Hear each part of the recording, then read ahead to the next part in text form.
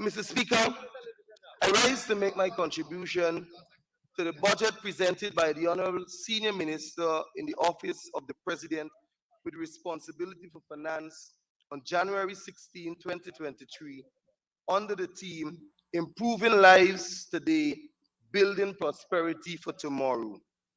Mr. Speaker, this colossal failure and shipwreck to Guyana's economy, called the national budget, has left all Guyanese with reasons to worry and wonder about their future.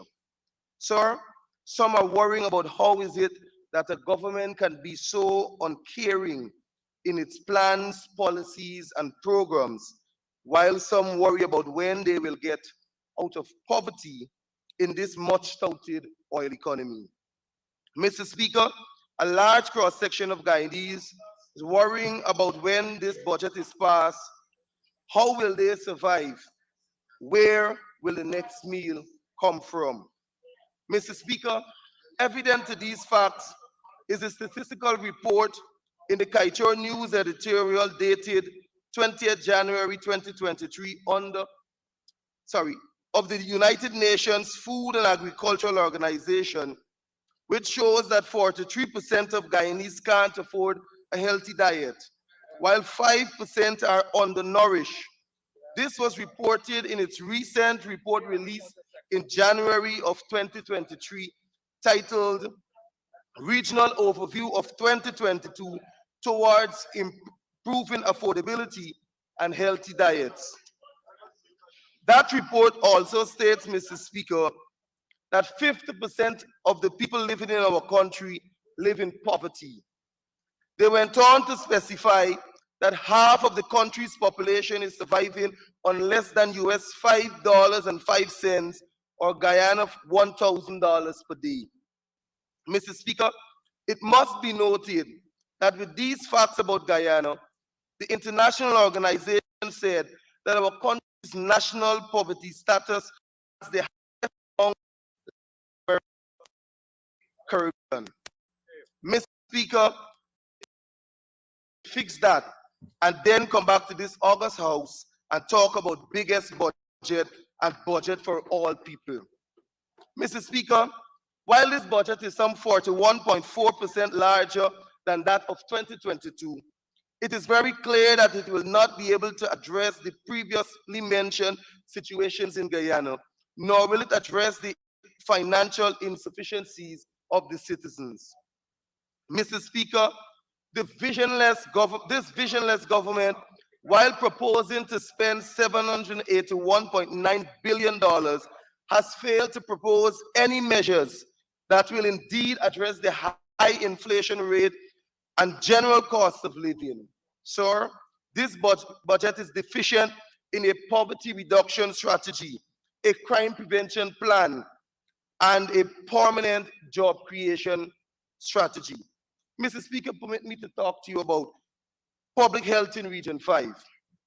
Mr. Speaker, this budgetary allocation in 2 successive years continues to fail the people of Region 5, Mahaica-Borby, significantly, with some $236 million allocated to this region for healthcare in an oil-producing economy, a mere $17 million more than last year's allocation. Mr. Speaker, this government for years has failed to upgrade and build upon the work of the coalition government to transform the Trafalgar number 28 health post into a recognized health center. This is a demonstration of the gross incompetence of this administration and the lack of vision for the region. Not forgetting, Mr. Speaker, the true uncaring nature of the PPPC government. Mr. Speaker, healthcare services should be the priority or primary focus, rather, of any government. But instead, this government is busy ensuring that our health sector is quickly privatized. Sir, the Constitution of Guyana dictates that every citizen has the right to free health services. Yet after the huge $500+ billion 2022 budget, citizens still have to purchase drugs, pay to seek medical services of specialist doctors, and yes, continue to foot the huge cost of having a life and death surgery completed. Mr. Speaker, our district hospitals in Region 5 continue to fail in their services to the people, with the X-ray unit down countless times in 1 year, the non-functioning ultrasound unit, shortages of drugs, especially for the elderly and children. The brand new one has not yet been installed, Mr. Speaker. Sir, even the dental unit was not working at Fort Wellington Hospital for a number of days until I spoke about it, Mr. Speaker. It is painful to hear the numerous complaints of residents who cannot access services at the medical laboratory at either Fort Wellington or the Mahaicony hospitals. Mr. Speaker, it is always we can do this or we can do this one, but you have to go to the other hospital to get the next one done. So you find people living in Mahaicony have to travel to Borbies for a simple test. Likewise, persons from Borbies have to travel to Mahaicony. Mr. Speaker, who will give our elderly who have to go monthly or twice monthly to the hospitals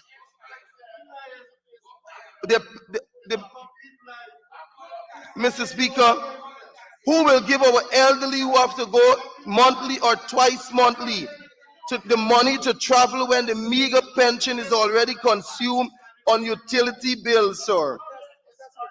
The Honorable Member Jaffer Ali won't be able to know about this, Mr. Speaker, because apparently he has the Blue Shield healthcare plan, and as a matter of fact, Mr. Speaker, he still doesn't live in the region. Mr. Speaker, permit me to remind this government of some of the things we called for as residents of the Mahaica-Borbies region in 2022 and still need. We need, Mr. Speaker, new ambulances, one to be added to those existing at both Fort Wellington and Mahaicony hospitals. I said this last year.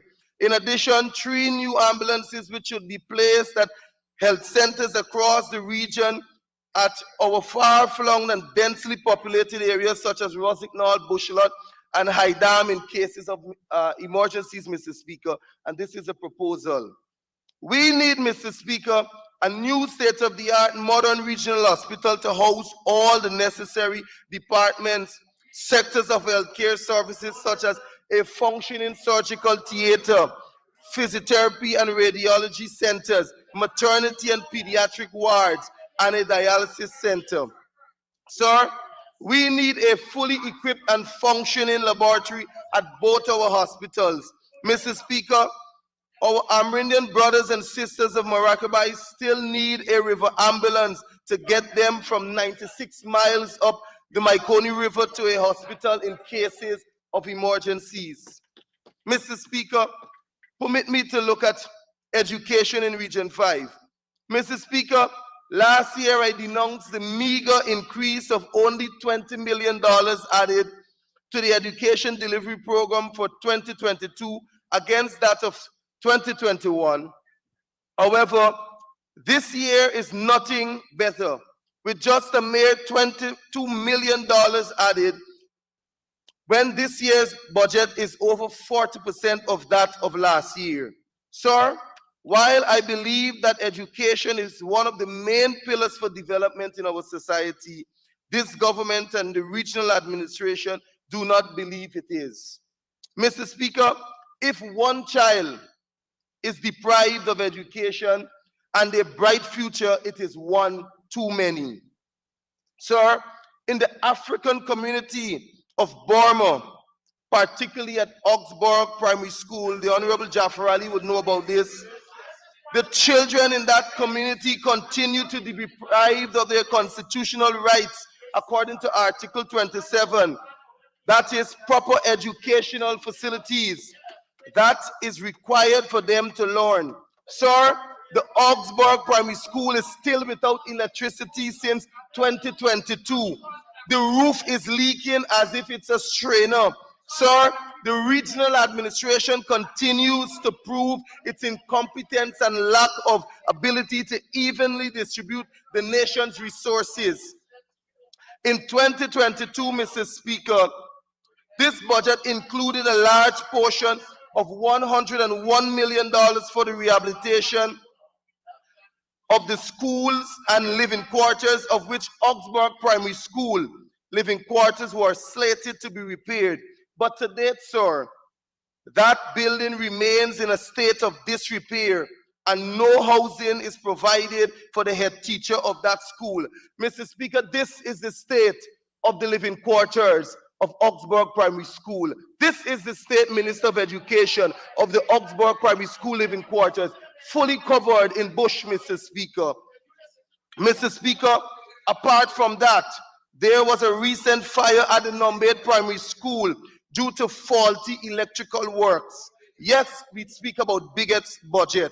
Mr. Speaker, there is a shortage of furniture, inclusive of teachers' desks and chairs at several schools, including Fort Wellington Secondary, Number 8 Secondary, Rossignol Primary, among others throughout the region during the year 2022. This, Mr. Speaker, demonstrates this government's poor performance in management and gross incompetence. Mr. Speaker, when you examine the 2022 and 2023 capital project profile of education delivery, you would recognize, sir, that the classification is stated as critical. However, all these failures happened in a critical condition of our education sector. I wonder if the 2023 programs are truly critical or as the same as Augsburg Primary School. Mr. Speaker, the teachers and parents of Region Number 5 renewed a call for a separate building to house the Numbed Primary School, nursery school, and remove the children that are cramped in the lower flat of the Numbed Primary School. Mr. Speaker, this budget is vacuous, visionless, politicized, ethnicized, unfair, unethical, and benefits only the friends and elites of the PPPC to get rich and for some to get richer. Mr. Speaker, permit me to touch on public infrastructure, sea defense, and river defense. Mr. Speaker, the ordinary citizens are not mindful of the deteriorating relationship between the ministers of local government and the regional chairman of Region 5. However, sir, the effects of an unjustifiable original 2023 budget concerns them all, leaving them to suffer with little or no resources in some areas. Mr. Speaker, you would know, sir, that these proposed resources are to be spent in most areas in an unfair, ethnicized, and highly politicized manner, only catering for the communities and to benefit only the friends and families and elites of the PPPC in this much touted one Guyana. Mr. Speaker, this government returns to this House with a national budget. It failed to heed the cries of the ordinary citizens. Sir, there is a host of residents throughout the region who are suffering and need urgent repairs to be done to their streets and dams.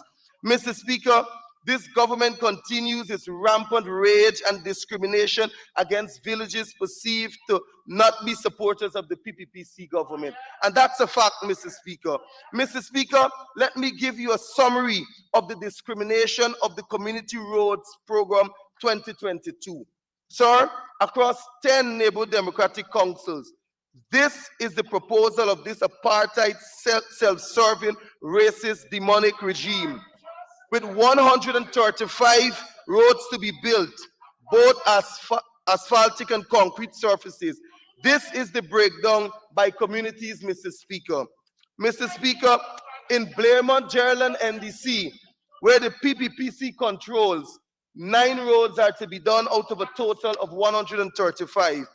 In Rossignol, Zeelas, where the PPP controls, 21 roads are to be done out of 135.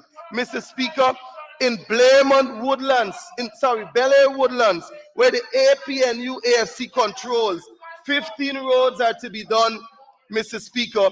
But it would appear as though, Mr. Speaker, only one village is in this entire NDC, because 10 roads, Mr. Speaker, will be done in number 7 village alone, where the Minister of Local Government is from, Mr. Speaker, and the NDC is left with only 4 roads for the other villages. Mr. Speaker, surprising enough, in Bath Woodley Park NDC, out of a total of 135 roads, 31 roads will be done in Bath alone, Mr. Speaker. One community, 31 roads, Mr. Speaker. In Union Nasty Guide, Mr. Speaker, where the APNU AFC controls and has about 14 villages, Mr. Speaker. 25 roads will be done. That is good, Mr. Speaker. 25 roads. However, Mr. Speaker, out of those 25 roads, 23 will be done in one village called Bushlot, Mr. Speaker. And the Honorable Jaffer Ali would know that Bushlot is a support strong base of the PPPC, Mr. Speaker. Mr. Speaker, one road will be done in Hope Town and one road will be done in Trafalgar. Mr. Speaker, every time you come to this house and you speak about the racism and the discrimination against our people, they call you a racist. But Mr. Speaker, I will remain a racist once I'm defending the people of Guyana. As long as I'm dealing with the affairs of the people of Guyana, Mr. Speaker, I will be called a racist, and I have no problem with that, Mr. Speaker. Mr. Speaker, in Tempe Seafield, 6 roads will be done where the AP and UFC control. In Prophet Rising Sun, Mr. Speaker, where Belladrum and El Dorado falls, only 4 roads out of 135 will be done, Mr. Speaker. And Mr. Speaker, in Myconia Barry, where the PPPC controls, Mr. Speaker, 9 roads will be done. Mr. Speaker, surprisingly, in Hamlet Chance, where the APNU AFC controls, with 1 PPP village, Mr. Speaker, 1 road will be done, and that road will be done, Mr. Speaker, guess where? In the village of the PPPC. Mr. Speaker, in Woodlands Farm, NDC, Mr. Speaker, where the APNU AFC control, and we control a total of 6 NDCs in Region 5, Mr. Speaker. 14 roads will be done, sir. And out of the 14 roads, Mr. Speaker, 13 of those roads will be done in the village of the regional chairman controlled by the PPPC, Mr. Speaker. That is discrimination, Mr. Speaker. That is apartheidship, Mr. Speaker. Mr. Speaker, permit me to speak about agriculture and food security. Mr. Speaker, under this sector, I was left spellbound and speechless during the already terrifying and scary almost 6 hours of presentation by the Honorable Senior Minister in the office of the President with responsibility for finance. When he said, and I quote from page 28, paragraph 4.33, Mr. Speaker. Honorable Member, I see the Honorable Minister of Home Affairs has his light on. Honorable Minister of Home Affairs. Mr. Speaker, on a point of clarification. Honorable Member, on that point of clarification, there's that particular standing order. I have to seek the Speaker on the floor position. No, Mr. Speaker. Thank you. Okay.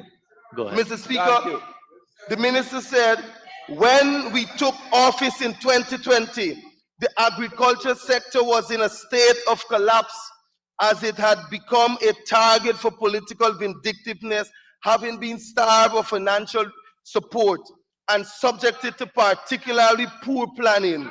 Sir, the minister went on to say in his budget speech, this is tragic since agriculture is an important pillar in our oil economy and has been the base of economic activity, especially in rural communities for decades.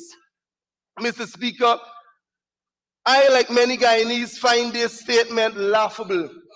Since we all know this minister throughout his almost 6 hours of vacuous presentation found himself in the opposite corner of truth, like the rice, second paddy drying floor still to be completed in region number 5 from since 2022, and the incomplete state-of-the-art abattoir at Unfawak that is presently at foundation stage of construction, although funded started since the year 2020. Mr. Speaker, this is the state of an abattoir that was funded since 2020. Mr. Speaker, Only 2 days ago, the foundation is still being dug, Mr. Speaker. This is the rate of completion. This is the fast rate of completion that the Honorable Minister for Finance speaks about when he comes to this house. And after 3 years of spending, Mr. Speaker, this abattoir is still at foundation state, Mr. Speaker. Kudos to the PPPC government, Mr. Speaker. Mr. Speaker, if the Honorable Minister wants to talk about collapse, I will direct him to his government's 2022 mid-year report. That, Mr. Speaker, is a total collapse. Mr. Speaker, when sugar declines by 55.9% in 1 year after an already reduced target, that is collapse, Mr. Speaker. When rice declines by over 22.4% with no adverse weather conditions, that is collapse, Mr. Speaker. When fisheries and aquaculture decline by 19% in the same year, that is collapse, Mr. Speaker. When livestock and meat production declines despite a growing demand for animal source food products, both locally and internationally, that is collapse, Mr. Speaker. When other crops, value crops, coconuts, corn, soybeans still can't move past the phase of studies and diversification, designs and theories after billions of dollars being invested, Mr. Speaker, that is a collapse. Mr. Speaker, when Gaisuko through this government spends over $150 million on 8 non-functional cane loaders,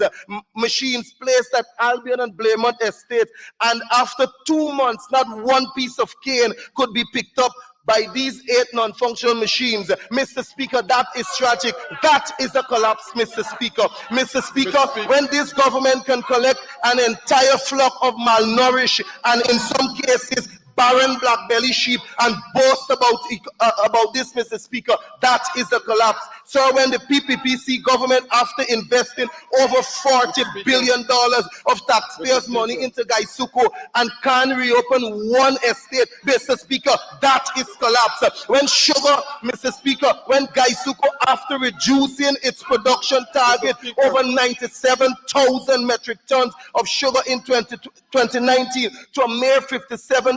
Honorable Member, the Honorable Minister of Agriculture is rising on a point of order. Mr. Speaker, a point of order, section 40.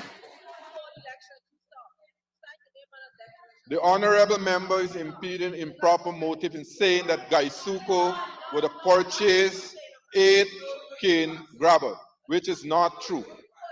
And I ask that you apologize and withdraw that statement. Honorable Member, the Honorable Minister is saying the information provided is not accurate. What we will do is to establish the accuracy of that. So I'm going to ask the clerk to pull up the exact words that you said and ask the minister to provide the contrary information. Go ahead now, Honorable. Yes, Mr. Speaker, and I can provide the photos of those cane loaders. Mr. Speaker, when Gaisuko, after reducing its production target from over 97,000 metric tons, Mr. Speaker, of sugar in 2019 to a mere 57 metric tons of sugar in 2022, and still fail miserably to make a single crops target, sir, must I say to the Honorable Minister, that is what defines a collapse, Mr. Speaker. Mr. Speaker, how dare the Honorable Minister come to this house to tell us about collapsing any sector in this economy, when instead, Mr. Speaker, it was this Honorable Minister through his government in 2015 who left an entirely collapsing economy, Mr. Speaker, for the APNU AFC coalition to revive, Mr. Speaker, and revive is what the APNU coalition did, Mr. Speaker. Mr. Speaker, the APNU government left a thriving agricultural sector in 2020. Today, sir, we see a steady decline in this sector under the hands of a PPPC government. This, Mr. Speaker, contributes to the rapid rise in cost of living, Mr. Speaker, in the sense that we are producing far less than we were 3 years ago and importing far more. Mr. Speaker, Don't be bothered by the noise, Mr. Speaker. The proof, Mr. Speaker, is evident in the statistics of the 2022 mid-year report, which shows that most subsectors in the year 2022 declined, Mr. Speaker. Mr. Speaker, let me help them to understand their government's performance. Mr. Speaker, sugar declined. Mr. Speaker, rice declined. Fisheries and aquaculture declined. Small and other crops declined. Corn and soybean declined. Mr. Speaker, this is tragic, and this is what we call a total collapse. Mr. Speaker, while this government proudly boasts about the $4 billion allocation to Gaisuco to commence the construction of the Albion packaging plant, sir, the real argument is whether Gaisuco needs a multi-million-dollar packaging plant. Sir, Gaisuco is failing day after day, crop after crop, to produce enough sugar to be processed and packaged at its Blairmont Central factory location. Sir, I ask the Honorable Minister of Agriculture, with sugar dying, Mr. Speaker. Sir, I ask the Honorable Minister of Agriculture, with sugar dying under his watch, is this feasible for Gaisuco, Mr. Speaker? Mr. Speaker, the rice sector in 2019, according to the Guyana Rice Development Board statistics, show that Guyana produced 1,049,874 metric tons of paddy, making it the second highest rice producing achievement in Guyana's history. While region number 5 alone, Mr. Speaker, produced 454,476 metric tons of paddy, with a rice equivalent, Mr. Speaker, of 295,409 metric tons. This, Mr. Speaker, was the region's second best performance, Mr. Speaker. Mr. Speaker, today the rice production is at its lowest. Mr. Speaker, I repeat, today rice production is at its lowest or its worst performance ever, with the rice sector contracting significantly since 2019. However, Mr. Speaker, the Honorable Minister comes and stands here in this Honorable House and tries to mislead the nation as if all things are bright and beautiful. You can say the honor impute that he's tried to mislead. You have to withdraw that. Guided, Mr. Speaker.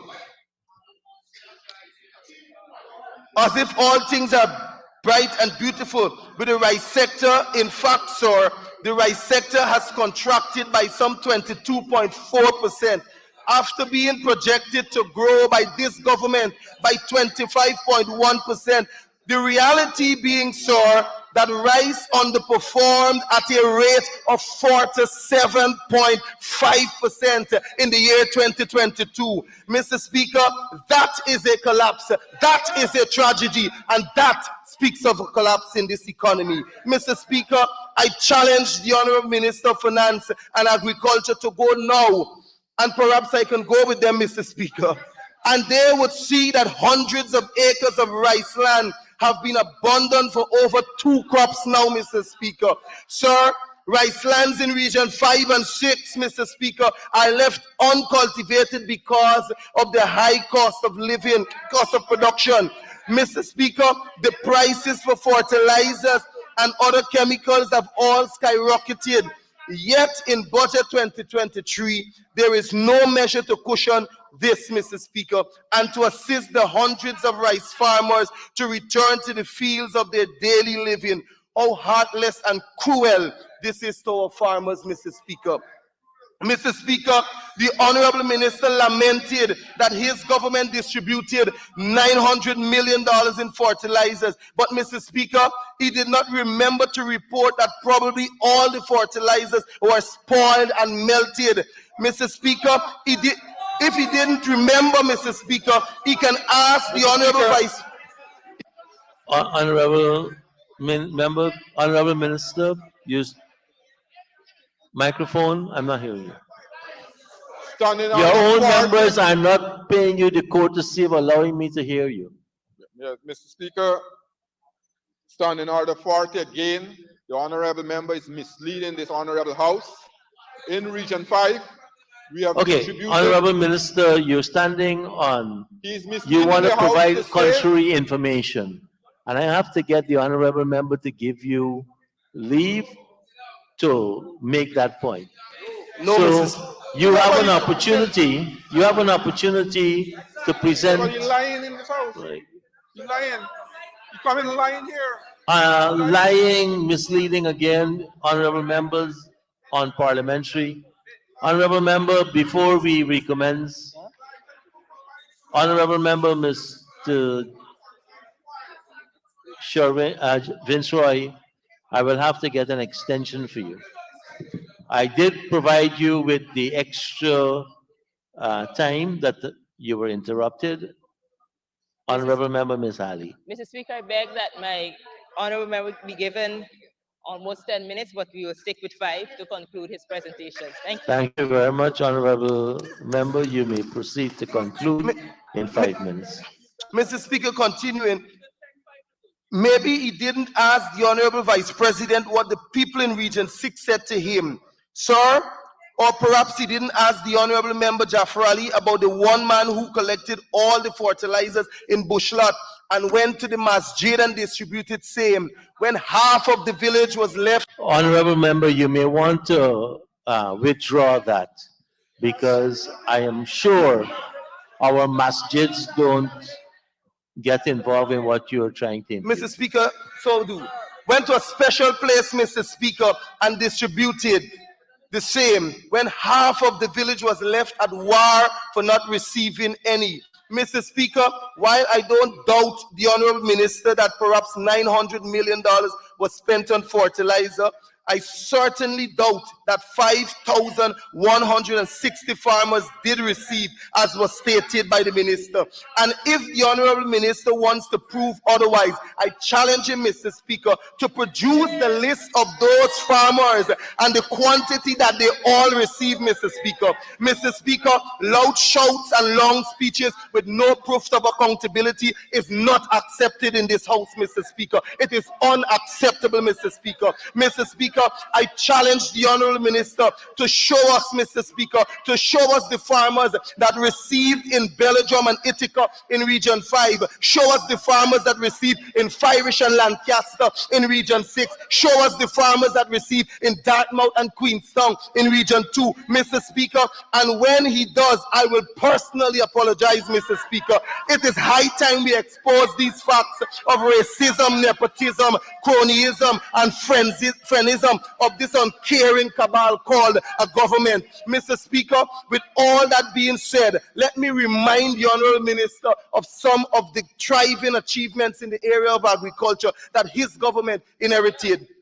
Mr. Speaker, improved drainage and irrigation systems across the length and breadth of the rice belt. The coalition did it. Mr. Speaker, since 2015, the NDIS installed pumps at stations across Region 5, Region 3, Region 4, Region 5, and 6, Mr. Speaker. Several pump stations have been built and rehabilitated across the coastline at a cost of over $3 billion, Mr. Speaker. The areas benefiting from this project, and listen, Minister of Agriculture, Honorable Member, the areas benefited from this investment includes Lusignan, BV Triumph, Good Hope and its environs, Friendship, Buxton, or Stelling, Mocha, Providence, Hope, and then more in Region 4, Three Friends and Columbia, Mr. Speaker, Aberdeen, Land of Plenty, Mainstay, Lima, and Reliance in Region 2, Mr. Speaker, Bengal, Gangaram, Eversham, and Joppa in Region 6, Mr. Speaker.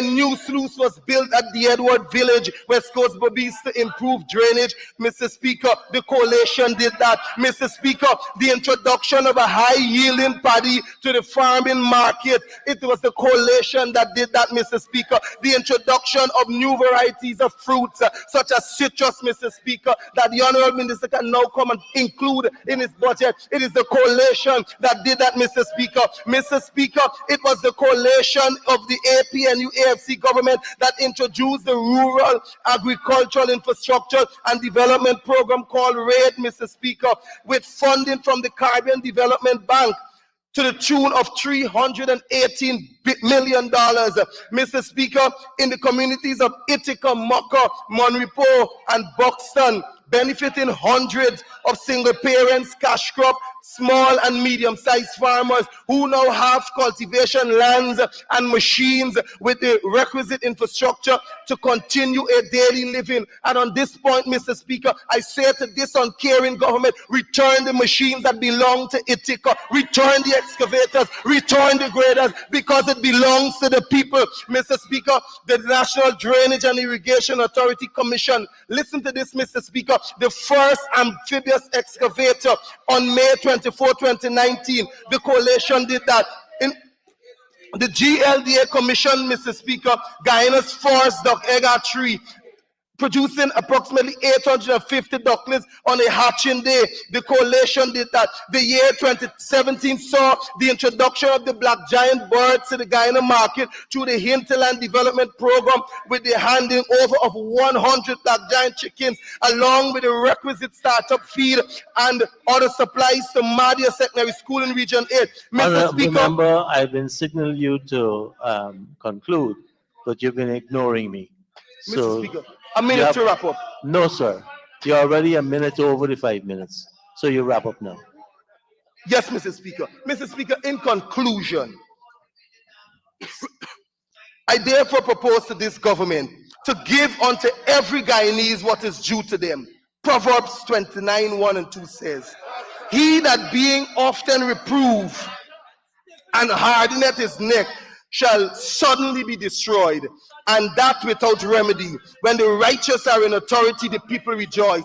But when the wicked beareth rule, the people mourn. Our people are mourning, Mr. Speaker. Mr. Speaker, Budget 2023 is heartless, visionless, and mean, and I cannot support this budget. I thank you. Thank you very much, honourable member. Next presenter is the honourable member and Minister of Public Works, the Honourable Bishop Juan Edgehill, starting at 11:21. Thank you very much, Mr. Speaker. Mr. Speaker, I rise as part of Team PPPC to support a strategic, purpose-driven, and well-orchestrated budget to continue to promote Guyana's development, bring about transformation, modernization, and prosperity for all the people of Guyana.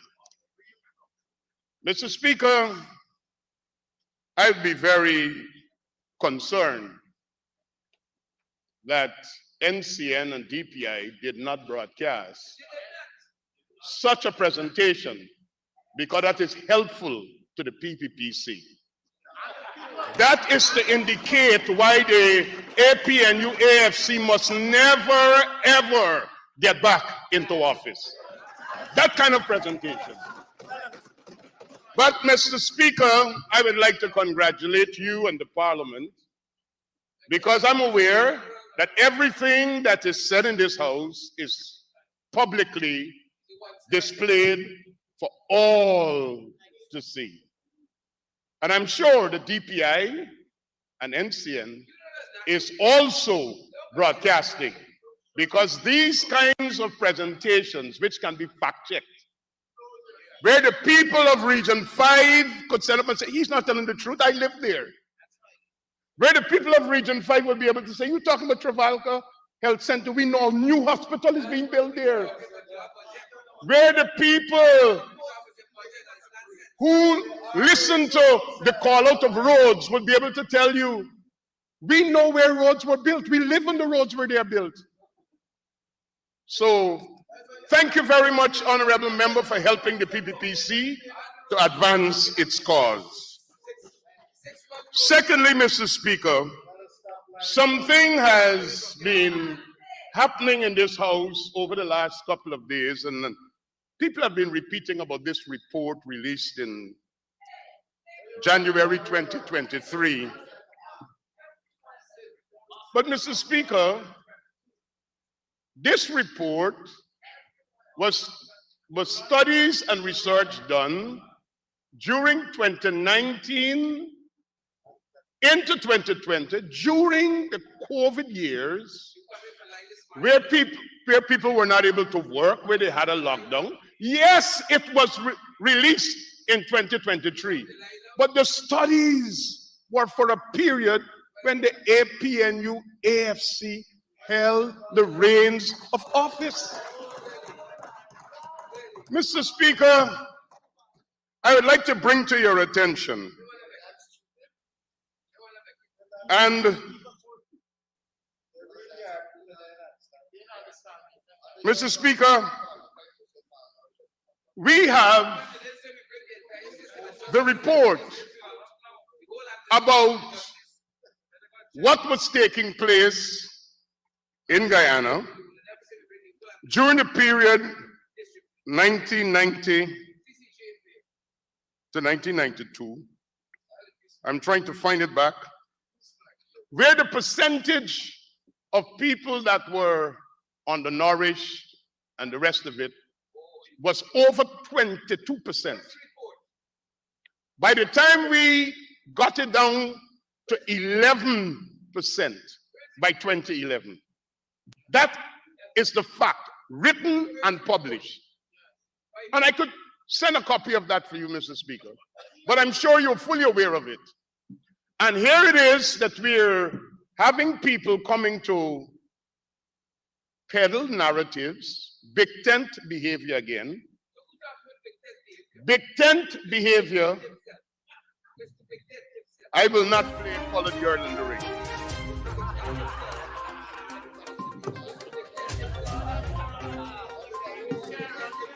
So we will have to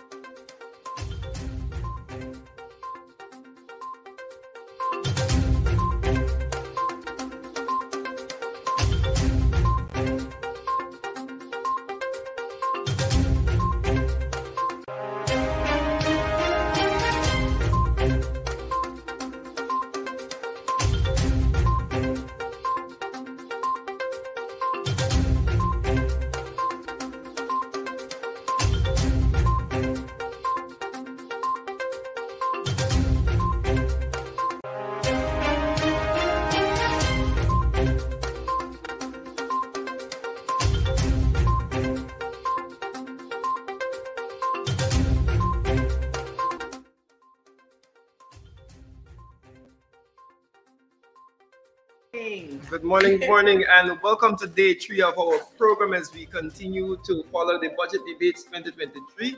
My name is Randolph Pritchlow. I'm joined by Shanika Haynes. And we will continue today our program we're doing for the last 2 days as we break down the budget debates presentation from the opposition side.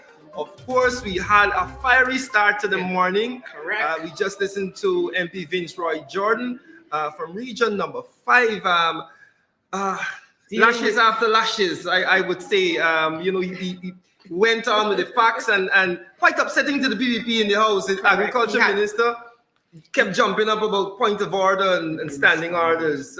But, quite an interesting presentation and lots of information to unpack from Vince Roy's presentation. There is definitely a lot to talk about with your presentation. Welcome to the program, and let's get to it. I mean, you did a splendid job at putting the facts forward in a way that we could have seen the government really being upset in the amount of times they interrupted, but I just loved how even though they were doing that, you just went right back to beating the point in.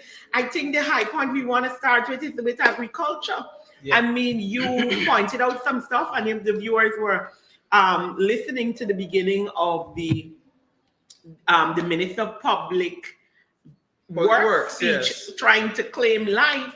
I mean, I can right away talk about the issue of Ithaca with the rate program, where the coalition government gave out all those equipment to get those farmlands back up and running and giving those persons an ease. And that, I would say, it would have been a part of, cost reduction, even with food, because they had the equipment, and you mentioned it being Randy and myself, we did a little expose in Etika where we still have footage of what happened there and all the equipment was taken away. Let's talk about that. All right, thank you very much, Shanika and Randy. Good morning to our viewing audience. I want to start by saying that this government is cruel, heartless. The project, raid project of $318 million, which was conceived under the coalition government, benefited communities across this country. Ithaca in particular, they had machines to do all the work, from preparation of the land to harvesting and maintenance of those machines and everything. When this government took office, we had at Ithaca farms that were bearing, rice lands that were in cultivation, and of course, not 1 or 2 acres, hundreds of acres of rice. Today, as I speak, I have contact for those farmers who are presently on the ground with their farms and ensuring that they reap a good harvest. The PPPC went into that community by night, like thieves, you know? Yes. They go by night and they remove the machines under the disguise that MMA wants to service the machines. And they never return them. That is bullyism. That is where we call this. You speak about the discrimination. Why they didn't go to Monrepo and remove those machines at Monrepo? They chose Ithaca because it's a black community. And of course, they were doing well. We had the first farmers market in Ithaca. I think it was in 2021, early 2021, where the Minister of former Minister of Finance and the leader of the opposition then, Mr. Joseph Harmon, came to open that market. And then I can find pictures of that market to show it was one of the best in Region 5. You could have had any fruit and vegetables that you think about there. Now, apart from this raid project and them being upset because the public is not fully aware that all these things were conceptualized and actually birthed under the coalition government. This government is in no way moving at any pace and real development for the people. I'll tell you why. One thing that got them upset is when I spoke about the abattoir that we designed and left in office. When they came into government, they started financing of this abattoir. Just about 3 days ago, I went to visit the site. When I visited the site after 3 consecutive years of millions of taxpayers' dollars being purportedly spent, I recognize that the foundation is still being dug. After 3 years, you see, guys, you gotta understand this. Not 3 days, 3 years, and the foundation is still being dug. Like the school, I just want to divert a little bit to talk about the school at Augsburg. The monies were budgeted, and surprisingly, under the education program, which I can show them the facts, 99% of the monies were spent, but yet still the school was not repaired and the living quarters is covered with bush.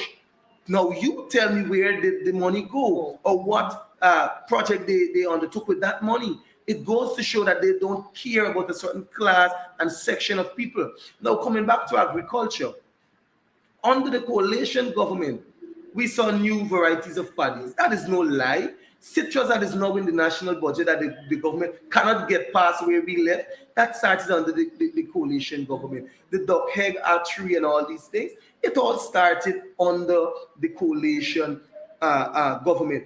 When it comes to drainage and irrigation, the coalition government was in its entirety prioritizing the installation of pumps across the coastline. Because if you check region 2, 3, 4, 5, and 6, we installed almost 20 pumps during our state as government.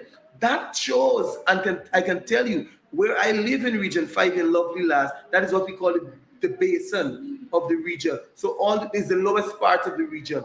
And for the past 6 years, we have not been flooded. It is not contribution to the PPP government. It is from when the coalition took office, and that spill over to them now enjoying tree. We fixed that problem. So flooding is the thing of the past in region 5. And the agriculture sector as a whole, when you look at it, It is the coalition government that had the farmers at heart. It is the coalition government that ensured that despite what was happening at Gaisuko, production was still at its best. One year, 2019, in the coalition store, we saw the production of sugar in the 90s in one crop. And now in PPP government, you find that sugar production is slashed by almost 50%, and I can show you the stats. Despite the injection? Despite the $40 billion injection, when you can propose or budget to produce, let us say they have for one of the years 40 tons of sugar, almost 40 tons of sugar, and you only produce 4,000 metric tons, and you only produce 13,000 metric tons. Tell me what you're doing. Tell me what you're doing. So when you speak about agriculture, and I mean, it is close to my heart coming from an agricultural region. It is like my baby. And so the minister don't dare come to this house to tell us the lies and mislead the people of Guyana. When you speak about the rice region, 5 stands as the highest rice producing region in this country. And presently I go to villages, bushland, where the farmers are, despite their PPP support base, they come and they talk to me. They reach at my gate early in the morning to tell me about the situation with fertilizer. One man collected all the fertilizer and he chose to, as well as speaker didn't want me to use the word masjid, but there is where we went and he distributed all the farmers that he knows and his friends received, and the half of the village didn't receive. So even in the PPP stronghold, you find they're discriminating against each other when it comes to friendlyism, cronyism, and nepotism. And so the agriculture sector, I can boast, was transformed under the coalition government. And we are going deeply and deeply into what I would say the collapse, as the minister mentioned in his speech. And that's why I took him on, particularly when he spoke about the collapse, because the sugar declining by 57%, with with rice declining by 19%, and even the projects that they started with coconut and all these things, they have not yet moved past that which is on paper. They have not yet moved past the theoretical part of it to say to the nation, well, okay, we have planted so many roots of coconut and we harvested, or in 2 months we'll be harvested. They're still telling us by book or by paper that we will do and we will do. But the proof of the coalition is there to show. I wanted to, as you mentioned this idea of collapse, and you made a point to recount all of the failings of this administration as it relates to agriculture, and you can kind of rehash that for us, because people need to understand that it's only because we have been fortunate with oil that this economy is holding up. And if you can take us through those non-oil sectors that have collapsed under this administration. Yes. Well, let me just get the stats, because I believe that when you speak to our people, you must let them know that which is true. And apart from them knowing that which is true, it must be the present day information. And when I quoted or where I spoke from, is the PPPC mid-year report. The Bank of Guyana. The Bank of Guyana approved this mid-year report. It was sent to all the sectors, all the members of parliament. I don't need to lie about this. And so the mid-year report told us that sugar declined by 55.9%. The mid-year report told us that rice declined by 22.4%. The mid-year report also, and if I specify to you, with sugar declining by that 22.4, and for the underperforming by what they projected, sugar in total underperformed by 47.7, rice in 2022. Further to that, fisheries declined by 19%, and fisheries and aquaculture, it's a big thing within our non-oil economy. And so when that declines, when you look at livestock and meat production, it all declined in despite of us having a demand for animal source and meat and food products, both locally and internationally. When you look at other crops, and if people not understand, when I say other crops and value crops, the budget specifically dictates that, so we have to address it. When you look at those cash crop farmers, those small farmers doing specialized farming, shallow celery, different things, sweet pepper and so on the market. Those crops, including coconut, corn, soybeans, they are failing miserably. When you go on the market, you recognize that borrow that we plant right here has skyrocketed. Yes. Shallot that has been planted right here has skyrocketed. Which is a fast-growing thing. Exactly. And apart from that, sweet pepper is another. And apart from that, the others such as the coconut, the corn, soybean, they can't move past the study. Why are we still studying after 3 years? You have this in your budget for years, but you're still studying it. You need to move to the stage of implementation. Now, apart from that, the minister was quick to stand up to defend 8 cane loaders that were bought by Gaisuku and are non-functional. Look, when it's a gift and they have to just pay a little thing, you cannot accept, man, 8 cane loaders that cannot pick up cane in this modern age. 2 months and the loaders have not yet worked to pick one bundle of cane. You know, the sugar workers. I come from Gaisuku. I'm a Gaisuku apprentice, trained and worked with the sector for 4 years. So I know the people throughout the Gaisuku sector throughout the country, and they understand that I know about sugar. So they will call me and they will talk to me. I worked at the Blaymont Central Factory. I worked at the Albion Central Factory. I worked at IFLA. When you look at these things, you will understand also that this government collected a flock of black belly sheep, they call them.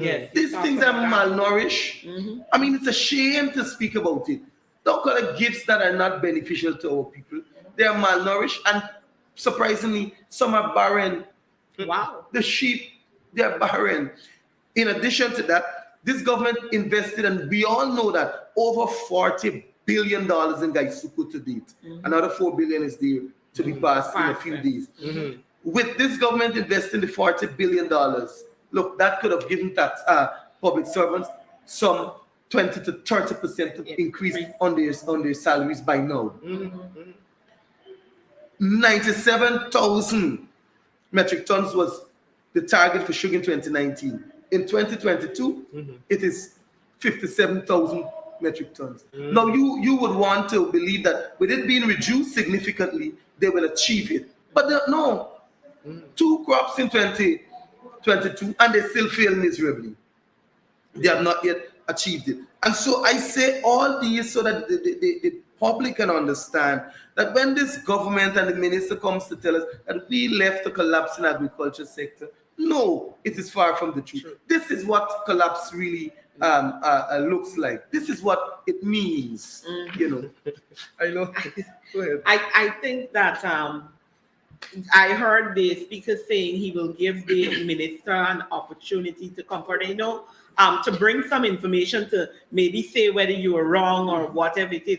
But it's so funny. I like that you made it clear that what you have listed there came from the media report. And as we sat and listened to the minister responsible for finance presenting, he declared all the sectors that would have declined. He said it is in the record. But you know what is surprising is that when you reach the sectors, I don't know if you paid attention to that, when you reach the sections that the sectors rather that decline, he tried to paint this glorious picture by just camouflaging. He just you know, walked past it nicely, quickly.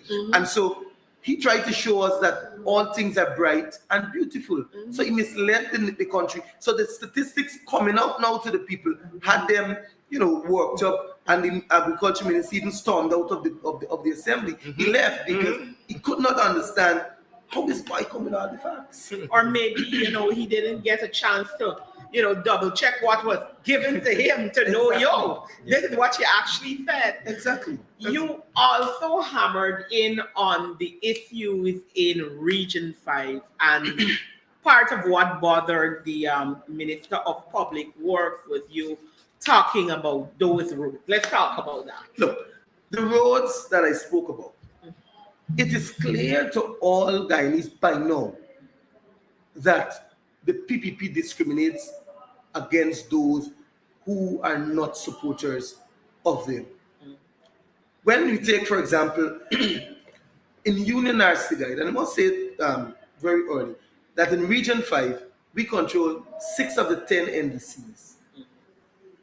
In Union Narstigai, 25 roads were proposed to be, as a matter of fact, they were already awarded. So the case is that they're going to be building 25 roads. Out of the 25 roads in an NDC that has about 14 to 16 villages, one would have believed that you would have spread the 25 roads, probably 2 per village or 3 per village in the most critical areas. You find that 23 of those roads, 23, and I can produce the document. I can show them where I took it from. 23 of those roads will be built in one village, which is Bushland, which is of course 100% Indo-Guyanese, which is of course 100% PPP supported, and by far they're stronghold. But in Hopetown, one road will be built, and that is the School Street. In Trafalgar, one street will be built, that is in again the School Street. But my point here is that the PPP must admit that there are a bunch of racist people in the government, and then when you present your budget contributions, you might not understand from outside what really happens. You're being heckled and called a racist, a thief, and a murderer, and a cheat, and a lie. They call you all these names. But I said to them today, if it means that I would be called a racist to defend the will of the people, to defend the needs of the people, to defend what is right for all our people, I will accept the name of a racist. Because how can you explain to Guyana when you're doing 25 roads in Bushlat alone, and 23 roads in Bushlat alone, and 25 roads are slated in that one NDC? How many communities in the NDC? 14 to 16. Wow. Look at it. It's only 135 roads that will be built. Now, when you take 25, and you take out of the 135, then you go to Bath Settlement, which is another NDC that they control. In that Bath Settlement alone, 31 roads will be built in Bath Woodley Park. Understand? 56 is PPP, 2 PPP villages. So understand that in 2 PPP villages alone, almost more than half in the region, more than half of the roads will be done. Then to crown it off and they take you past half, you go to Rosignol, Zealous NDC. Again, PPP control. They are doing, I think it's 19, it starts today, to 21 roads in that community.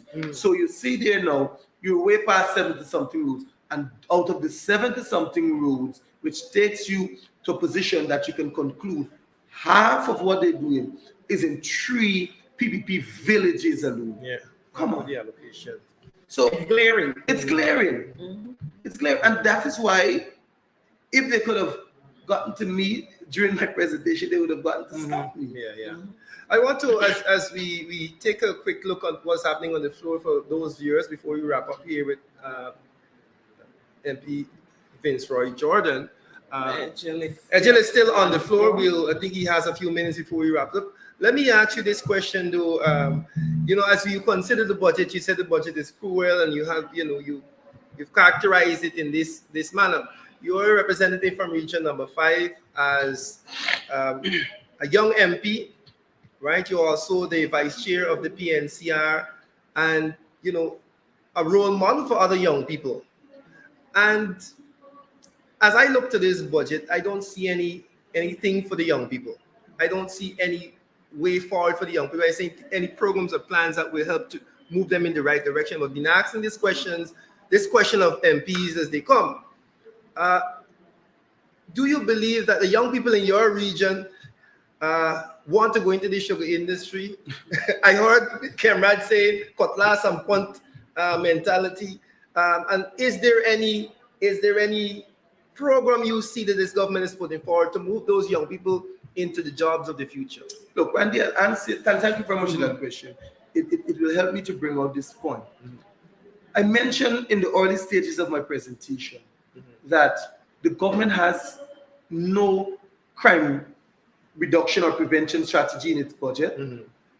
The government has no permanent job creation strategy in its budget, and there are no measures that can really address the current situations, both Gaisuku, high cost of living and all of that, generally in this budget.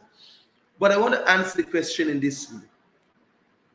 The temporary jobs that the government are boasting about in their budget presentation, it is clear that it is just an election gimmick. It's a game. $10 billion put aside to employ these young people, middle age, what have you, to work for 10 days for $40,000, no NIS security, no pension scheme, no PAYE, nothing that is meaningful. As a matter of fact, for the next 10 days, they're just walking around waste. I know of about 20 young people so far that has quit, completely quit. They said they can't, it doesn't make sense. They just went back to workshops and so on, in private workshops in the community, and they went to work. I would want to put it this way, I'm no economist, but I would say if I take that $10 billion, let us say they're employing 10,000 workers, and we employ 5,000, because we can pay them minimum wage. We can pay them minimum wage of 75, 80,000, because it's ugly. And you pay them that 5,000 permanent jobs, find sectors and areas to put them in. Year by year, we are removing 5,000 young people or persons from the line of unemployment and bringing them into permanent employment and have a strategy of continuous employment. Now you continue every year with this 40. And even if you it doesn't make sense. I agree with that, because even if you bring them on the contract, they are getting a gratuity. If you bring them permanent, they're going to have their allowances and the benefits. That's right. So it makes more sense than this, what you have here. And talking about Gaisuku, I came from Gaisuku. And going back into Gaisuku, young people do not want to go into a sector that is not progressing. Because Gaisuku, when I knew it, had about 7 operating estates. And it was, I would call it the glorious days. But now you find that Gaisuku cannot afford to do what it used to do years ago. And so the skillful measures of right-sizing the estates, ensuring that the mechanization system that we had planned is put in place, would have carefully brought on those young people who are going to the technical institutes, the University of Guyana, and the other schools that we have that are more trained in the advanced level, not cutlass and fork and shovel and these things. Because as we speak, some countries around the world, they have mechanical cane harvesters. And so in that sector, that area, we can employ those who got to fix the cane harvesters, those who got to operate them, and the different servicemen and the like, those who got to supervise. So immediately you're creating a new realm and a space where you employ new people. That is what the vision we had in mind for the agriculture sector, Gaisuku in particular, with right sizing. But when you just keep the estates open and it boasts, the minister will come and boast about some 1,100 workers they now employ back at Rosal, which is quote unquote, I don't know if it is true, but the 1,100, the people did not go for the job because they're telling them about cutting cane, they're telling them about weeding. I mean, this has to be done, but we are moving away from that. We are moving away from that. And so the reality is, this budget has nothing for the people of Guyana. This budget has nothing for the elderly. I have to represent our elderly.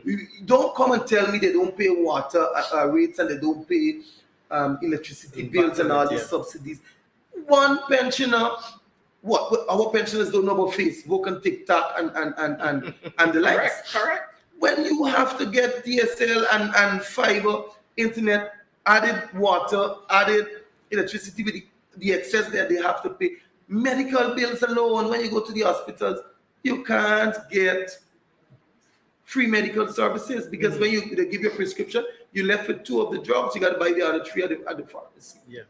And so totally the budget will not meet the needs of the people, like I said. It will not fully meet those insufficiencies of our people, financial insufficiency of our people. As we Definitely. wrap up, I Yeah, go ahead. want to give you the opportunity. I know you had to rush your close there because, of course, of the time. I want to hear that scripture again. There was a Let me, I know it from my head, but let me quote so that I don't make, oh my goodness.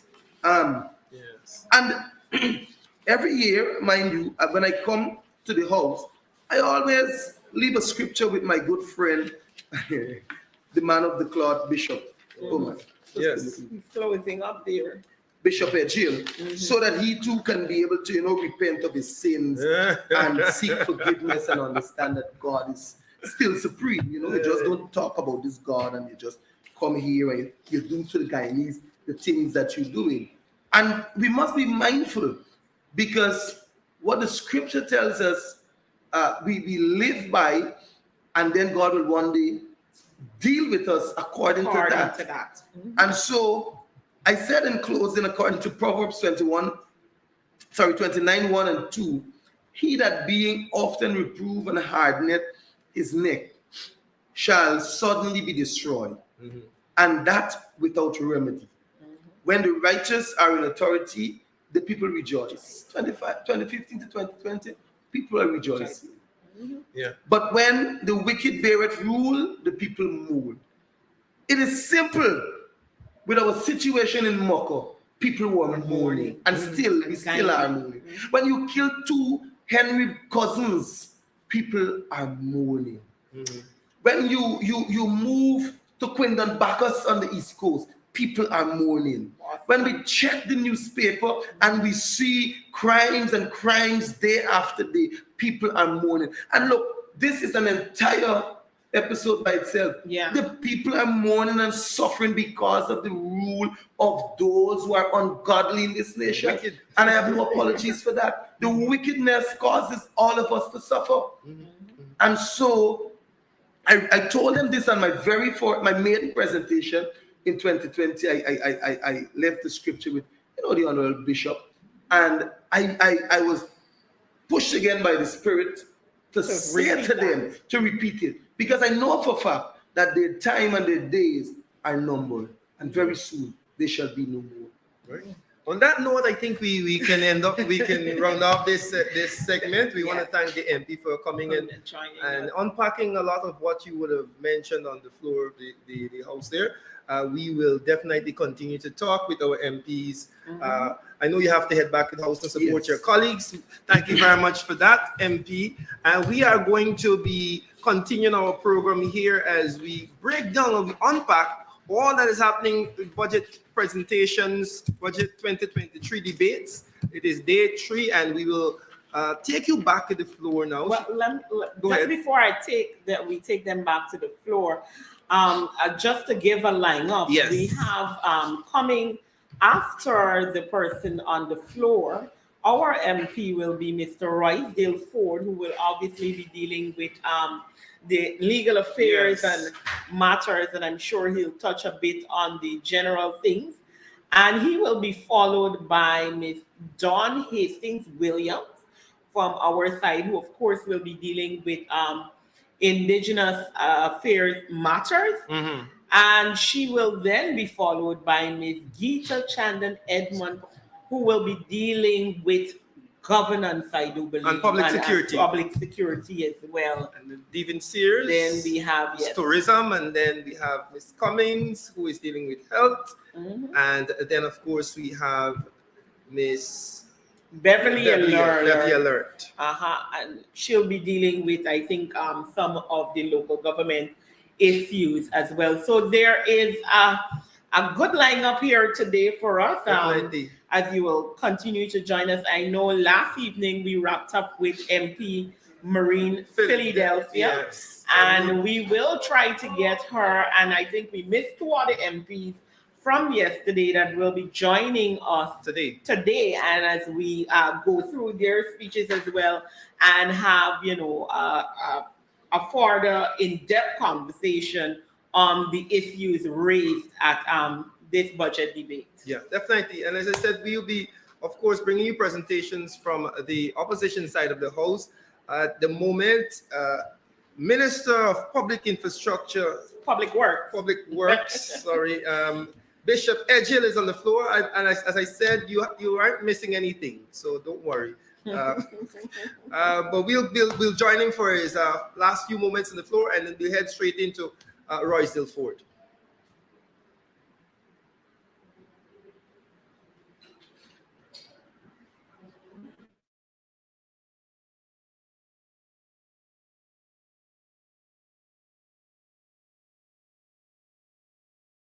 Ali and the other cabinet, guiding the Ministry of Public Works, we will continue to do all that is necessary for the modernization, transformation, and development of Guyana. And our commitment, sir, is to serve all the people without discrimination. We will not be manipulated by criticisms to give preferential treatment to prove any point to anyone. We will continue to work with our objective criteria in ensuring that in the delivery of services, people who never had, people who never benefit, and people who didn't benefit will now begin to benefit first while we bring benefit to all the people of Guyana. I thank you, and I pray that we will have a successful year 2023. Thank you very much, sir. Thank you very much, Honorable Minister Edgehill. And now for the Honorable Member, Mr. Senior Counsel, Mr. Roysdale Ford.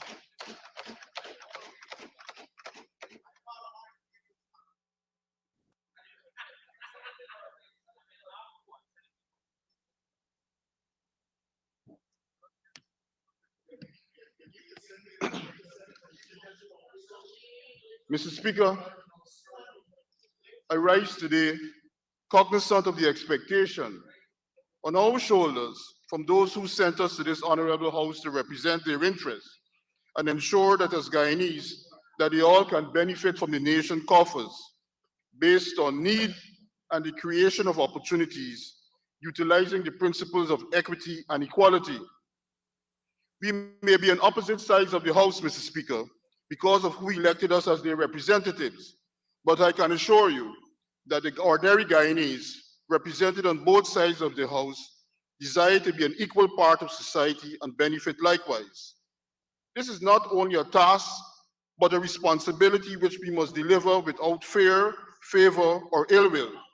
Mr. Speaker, today I rise to do this in earnest and due diligence, because a country this wealthy has no excuse not to deliver in equal measures to all the people. The budget is serious business. It ensconces the financial management of the country for 2023 and what measures or lack thereof government has provided as a pathway or a hindrance, particularly for the ordinary Guyanese man who rely on us to create opportunities for them to thrive. We are reminded by Derek Hamilton, Professor of Economics and Urban Policy, that there are other ways, and I quote, to define economic value and traditional measures have not captured what is first and foremost our most treasured asset in the world, which is people. Therefore, Mr. Speaker, critical examination, assessment, and dissection of this budget in relation to the rights, needs, and welfare of all Guyanese are imperative before arriving at a decision whether this budget is national or partisan. Mr. Speaker, some 43 years ago, the nation transitioned from a constitution given to us by our former colonial master to a constitution which was indigenous and reflective of the aspirations, hopes, and ideals of all the Guyanese people. Indeed, we would recall that no one other than Dr. Cheddi Jagan himself declared that he found nothing really wrong with the 1980 Constitution. Articles 24, 26, and 27, for example, confer the right of free medical attention and social care in the case of old age and infirmity, free education from nursery to university, and the right to proper housing accommodation. Mr. Speaker, the constitutional commitment to social and economic rights, as stated in the aforementioned articles of the Constitution, were never intended to be barren, sterile, or arid legal provisions. They were meant to be state obligations which underpin the nation of Guyana. In 2016, Mr. Speaker, the Partnership for National Unity signed the oil production sharing agreement to ensure and guarantee a prosperous and stable economic future for all the Guyanese people. Despite the PPP much maligning the oil production agreement, it is the basis of the economic growth that the PPP now seeks to falsely claim as its own and is now grossly mismanaging. What is really owned by the PPPC, Mr. Speaker, is a grave deterioration in the quality of life of most Guyanese, increased poverty, increased hunger, low wages, high crime, ever-increasing unemployment, especially among the youth, low pension, malnutrition, and little or no meaningful attention to the elderly, aged, and infirm. However, Mr. Speaker, the PPP budgets certainly have one thing in common. That is the failure to introduce a vision and a plan for all Guyanese, consistent with our motto of one people, one nation, one destiny. Mr. Speaker, they expose the ugly underbelly of structural discrimination, evident in the growing income gap between the haves and the have-nots, the few beneficiaries of the PPPC's One Guyana and the vast majority of Guyanese. The economic decay is reflective of the decay in the quality of citizens' legal rights and their opportunities to access for their own economic empowerment. It remains today, Mr. Speaker, relevant as stated by Lyndon Forbes Sampson Burnham in his speech, A Vision of the Cooperative Republic, that this nation must be cognizant, and I quote, of social needs and wants in creating a just society for the people of Guyana, end of quote. He stated also, Mr. Speaker, that a just society cannot be achieved unless the majority of people, the masses, the little men, have a full share in the ownership and control of the economy. Mr. Speaker, apart from the PPPC's One Guyana, the majority of the people, the masses, the little men and women have not benefited from the oil economy, nor have they seen their quality of life positively impacted. Since 2020, the economy has grown. It has grown, Mr. Speaker, 43.5%, 20.1%, 62.3%, and projected to grow in 2023, some 25.2%. But it's amazing, Mr. Speaker, that the Honorable Minister has been unable to point to any ownership by the little men and women and their families in the ownership and control of the economy. We call upon this government, Your Honor, Mr. Speaker, to ensure that the government provide mechanisms for ordinary Guyanese to own and control the economy. The stable inflation rates from 2016 to 2020, despite high levels of economic growth under our side of this Honorable House, saw greater spending power of the Guyanese people, greater rates of saving, and lowering of poverty.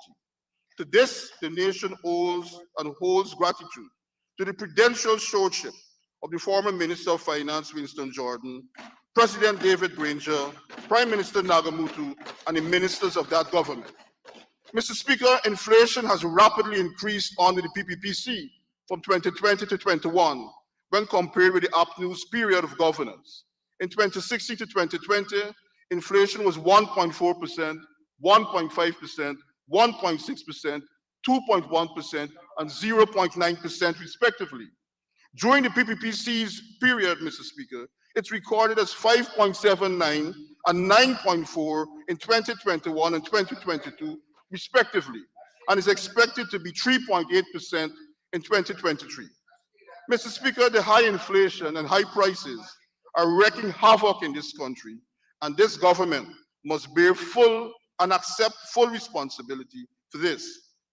The PPP budget offers no prospects for equitable economic and social transformation, which is now more necessary than ever for the people to prosper in an economy identified as the world's fastest growing. Mr. Speaker, the Honorable Minister, in his budget presentation, omitted to provide us with any information on the human development of the Guyanese people. I submit that the deteriorating quality of life of most Guyanese since 2020, the minister thought it prudent in this oil-rich economy to hide the facts. But facts are stubborn and cannot be hidden. Mr. Speaker, you would have heard how perturbed they are when we mention the Food and Agricultural Organization report. They want to say that it's a report done during the period of the APNU AFC. But Mr. Speaker, what cannot be denied is that for the last 31 years of government in this country, these fellas over there have been in government for 26 years. The problem is their failure to effectively. You know better. These fellas over there. Sorry, Your Honor. These honorable fellows, Your Honor, these honorable members have been unable to effectively deal with the issues, Your Honor. That is why, Mr. Speaker, the report says that around 43% of the Guyanese, 43% of Guyana's population cannot afford a healthy diet. Mr. Speaker, they may not like it, but this is the fruits of their governance for 26 of the last 31 years. Mr. Speaker, this certainly isn't the quality of life any caring government would desire for people or flippantly speak about. Guyana, the PPP is spending billions on infrastructure and has forgotten our struggling working class, single parents, youth, ordinary families, farmers, fisher folk, the elderly, our brothers and sisters in the indigenous communities. Our people are suffering under the heavy rising cost of living caused by this government with their poor fiscal policies, tearing into every pot and pan of every Guyanese home across the country. This government has become disconnected from suffering families, and this can be seen in the more than 100-fold increase in prices for the period January to December 2022. Ordinary items, Mr. Speaker. Cabbage has increased by 130%, pumpkin by 185%, Edos by 150%, eggs by 82%, borers by 183%, pak choy by 166%. This is what the Guyanese people are facing. The facts, Mr. Speaker, the prices of basic commodities have increased at a pace that now outstrips income of any sort, whether salary, whether wages, whether pensions. Social and economic equalities are increasing for the vast majority of Guyanese, yet the budget has failed to address these. This must be a source of shame on the president, it must be a source of shame on the finance ministry, and certainly a source of shame on the government. What the honorable minister has failed to address also in the budget is Guyana's score on the Human Capital Index, which reveals some frightening matters, Mr. Speaker. It discloses that 97% of our children survive to age 5. Increasing levels of non-communicable disease contribute to only 79% of our 18-year-olds potentially surviving to age 60, with only 3/4 of our 15-year-old boys reaching 60. You would agree, Mr. Speaker, these are disturbing statistics.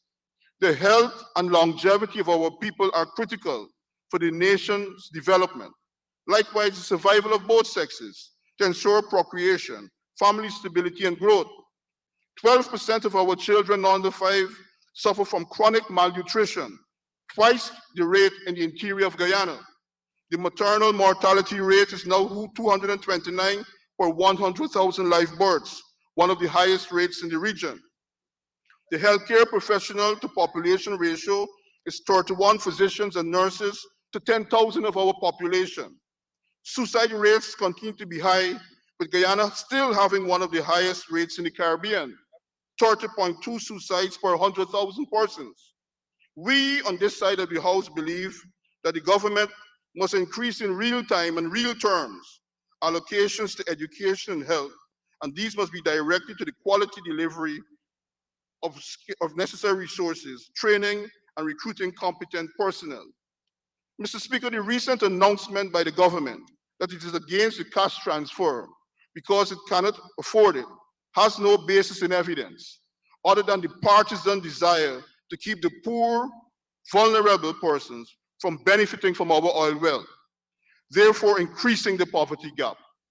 Cash transfers must not only be paid to the poor and vulnerable based on needs, but to every household as recommended by Guyana's and the regional's premier labor economist, Professor Clive Thomas.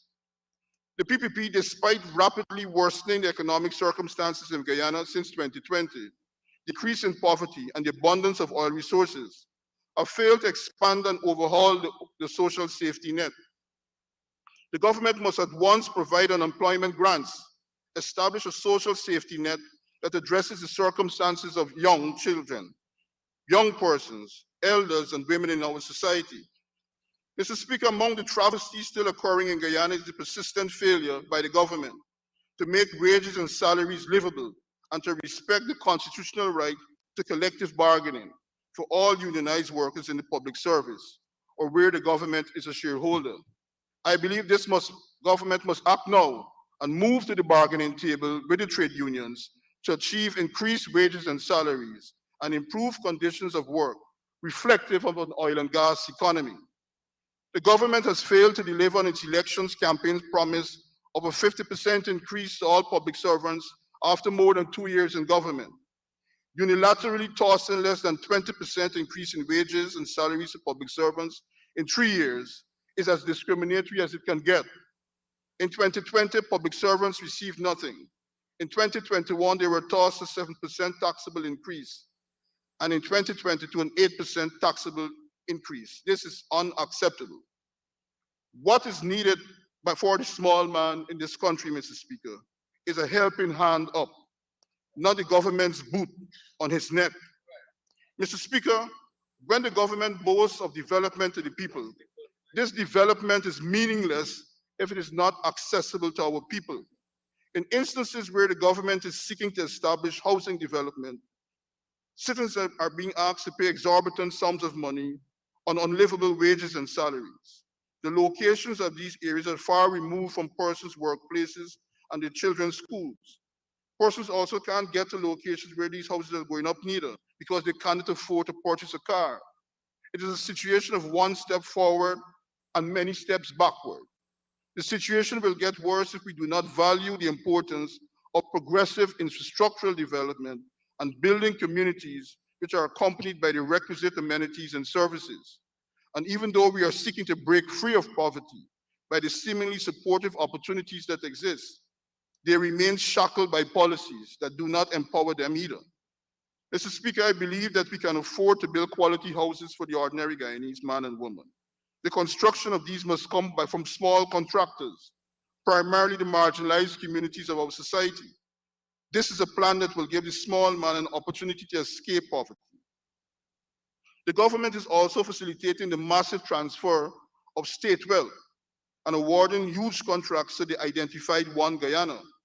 Flagrant disregard for the public sector workers and the vulnerable in our midst continues despite evidence of the vast economic disparities and the repeated advice to pursue political inclusion and shared prosperity. Even the Joe Biden administration had urged this government to act responsibly. In the world's fastest growing economy, the government ignores that 49% of the people are living in poverty. 48% of the population is existing on less than 1,200 Guyana dollars a day. And it is in this Guyana that pensioners are expected to survive on $33,000 per month with today's cost of living. These groups, which represent the majority of Guyana, get no direct benefit from living in the fastest or the fifth fastest growing, depending on what the president says, economy. Only the One Guyana, that special One Guyana, is benefiting from this growth. Mr. Speaker, this budget is anti-family. It has given the small man nothing, nothing to survive on, nothing to live on, nothing to hope for. As families are stretching themselves thin on small incomes, the government has been withdrawing billions from the Natural Resource Fund. But these sums have had no direct impact on the ordinary lives of the people. 3 times last year, the government dipped into the fund. In May, for $200 million was withdrawn. In July, another $200 million. And this month, $207.6 million. In 2022, Guyana earned more than $1 billion in oil and gas revenue, more than $150 million in royalty, and the economy grew by more than 60%. By no stretch of the imagination, Mr. Speaker, is Guyana a poor country, but yet poverty is pervasive with a widening economic disparity and government indifference. My fellow Guyanese, we would like the government to address its mind, assuming it has a mind and a heart, to the philosophical underpinning of Aristotle's theory, and I quote, "Poverty is the parent of revolution and crime. Aristotle is referenced, Mr. Speaker, merely to direct attention to the causative effects of deprivation and what we must do as representatives of our people to address this. The reappearance of street executioners and extrajudicial killings are symptomatic of the social decay and the return of the breakdown in law and order. Mr. Speaker, these indicators do not augur well for the stability of our people and our beloved country, Guyana. 2 days before the budget presentation, Guyanese were shocked at the news of the gunning down of Delon Josiah at his home, in his bedroom, at Perseverance on the east bank of Demerara. Days earlier, Anthony Charles, called Skiddy, of Leopold Street, was gunned down in broad daylight. This assembly cannot ignore these untoward happenings in our streets, either by rogue officers and or by civilians, threatening the safety and security of us all. It is not the national development, Mr. Speaker, when the PPP continues to ensure that significant and transformative projects are only landed in their geopolitical strongholds, a continuation of what continued and obtained during the previous terms in office. Guyanese are aware that the hospitality training complex is identified for Port Moran, the gas to shore at Wales, the packaging plant in Edmore, and the list goes on and on. There will be no similar economic transformational projects, as far as we know, slated anywhere near communities represented and dominated by supporters of the opposition. This is the president's One Guyana, and this should certainly offend our sense of national consciousness. The largest budget in the history of the nation deliberately avoids meaningful funding to the predominantly Black civil service and discipline services. I can say more, Mr. Speaker.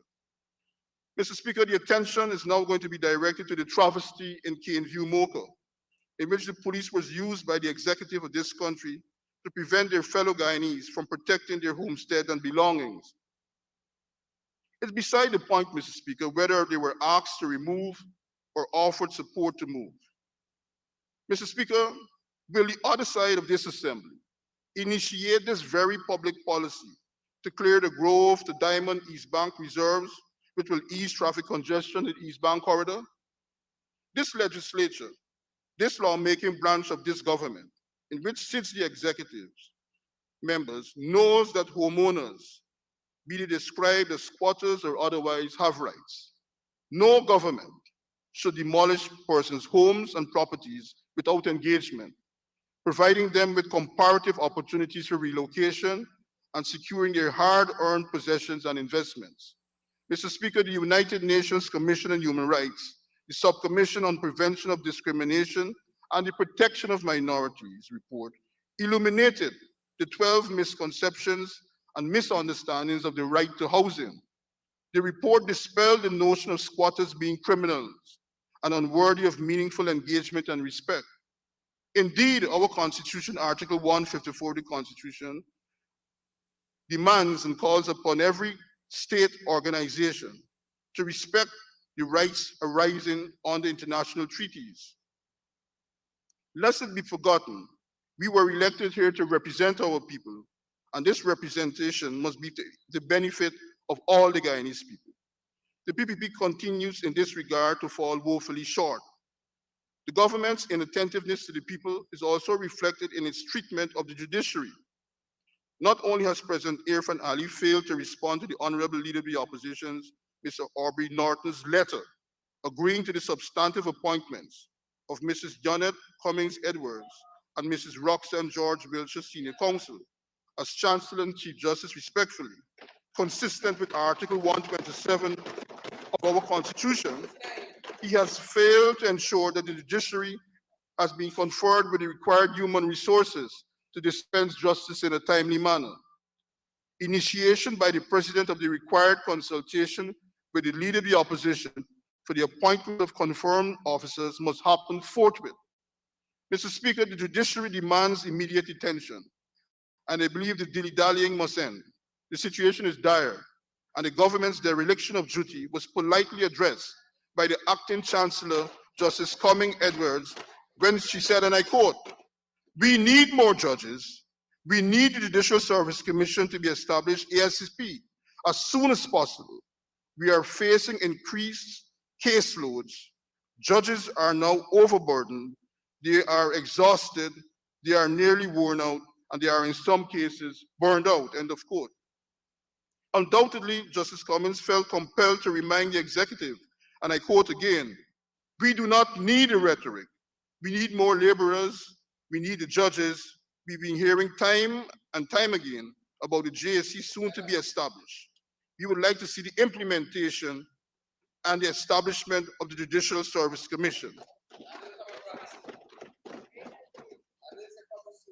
Mr. Speaker, as an officer of the court and a member of this House, and my fellow colleague, Honorable Member Anil Nandalal, Senior Counsel, he ought to be advised, and I do advise him, to render proper advice to the President, to ensure that the executive honors its obligations to the judicature.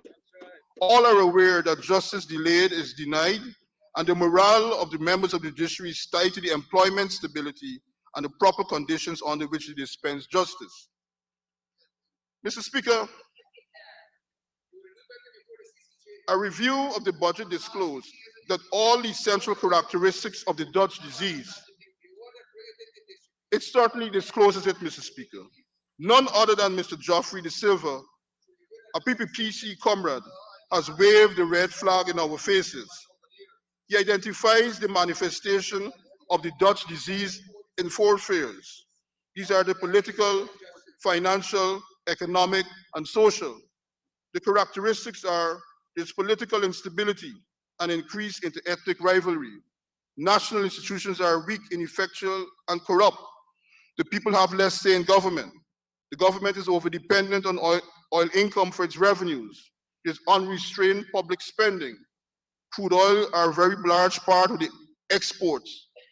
There's little economic diversification, and the competitiveness of the non-oil sectors, including agriculture and manufacturing, is declining.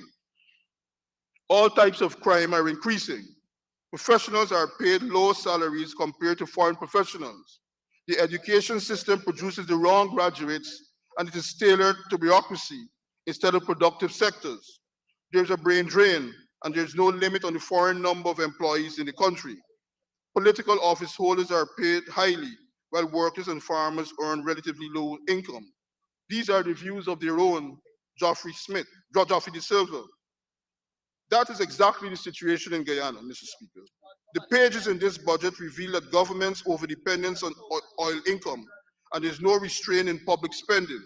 Mr. Speaker, we heard from the Minister of Finance that the major non-oil sectors of the economy are indeed declining. Mr. Speaker, we heard, and the country heard from the Honorable Minister, that crime is increasing. Guyana is now ranked at level 3 by the USA Travel Advisory, which is a message to avoid traveling to Guyana due to the increase of crime. A recent survey indicated Guyanese prefer to migrate than rather to stay here in Guyana. It is my view, Mr. Speaker, we can prevent the ravages of the Dutch disease, but the socio-economic process must change from exclusion to inclusion. This could be sensibly done through Article 13 of the Constitution, which provides the basis for inclusive governance, shared prosperity, peace, and social cohesion. Before I take my leave, Mr. Speaker, it's timely, I believe, to remind this House that Premier Forbes Burnham in 1964 said, "All the people of this country are important, whether they belong to a large group or a small group. The Amerindians are important, the Chinese are important, the Portuguese are important, the Europeans are important, the mixed races are important, the Africans are important, the Indians are important. In short, all Guyanese are important and valued members of our community. We cherish them and consider them, and it is the duty and privilege of government to guard and protect and further the real interests of all." These words, Mr. Speaker, articulate the desire of every Guyanese, and they were more evident on the 26th of May when Minority Leader Dr. Cheddi Jagan and Prime Minister Forbes Burnham embraced as a Guyana, embraced a new nation to lay the indigenous foundation of inclusivity, equality, and equity.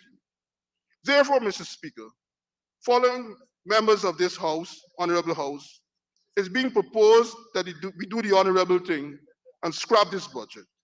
together along with the national stakeholders, let us conceptualize a vision for all Guyana and put a spending plan in place to reflect all Guyana, not one Guyana, and return to this honorable House to unanimously approve a national budget that secures the rights and interests and prosperity of all Guyana.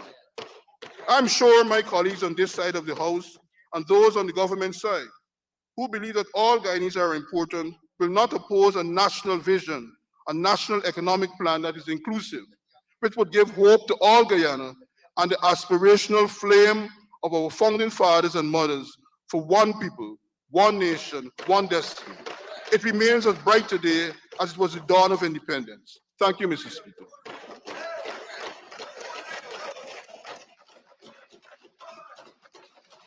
Thank you, Honorable Member, Mr. Ford, and completing the morning or the pre-lunch presentations is the Honorable Minister of Agriculture, the Honorable Zulfikar Mustafa. Minister, you may proceed.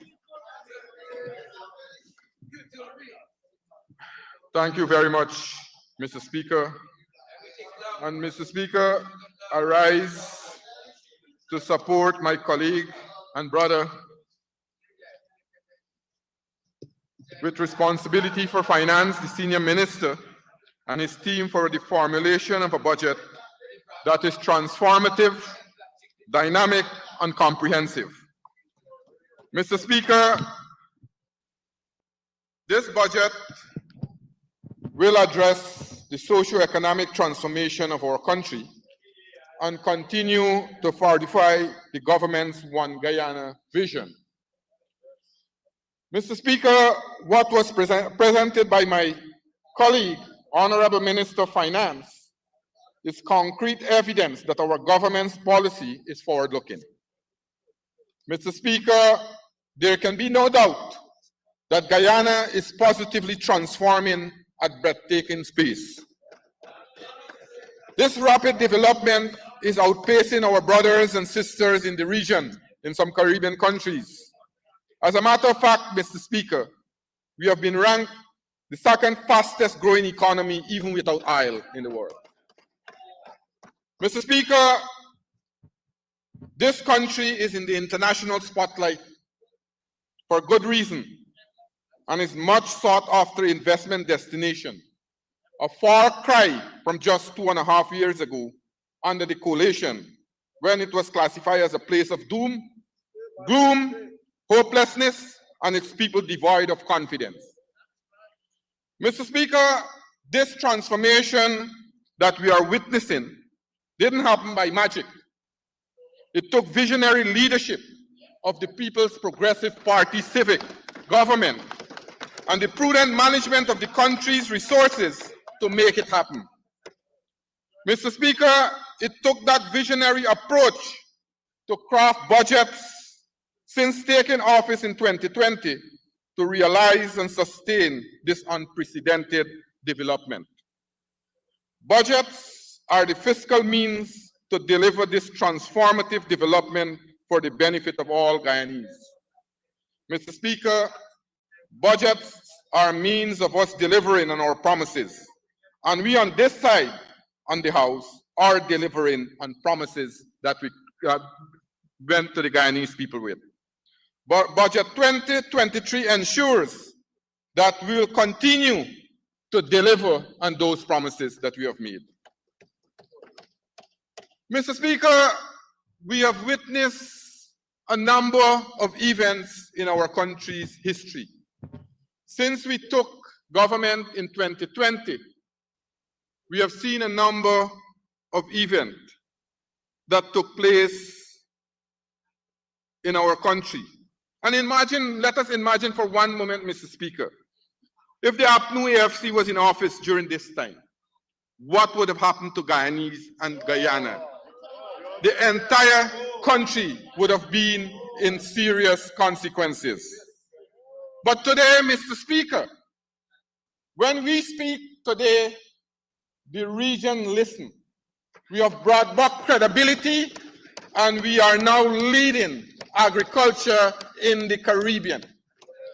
The entire Caribbean are looking forward to the leadership of His Excellency President Dr. Mohamed Irfan Ali.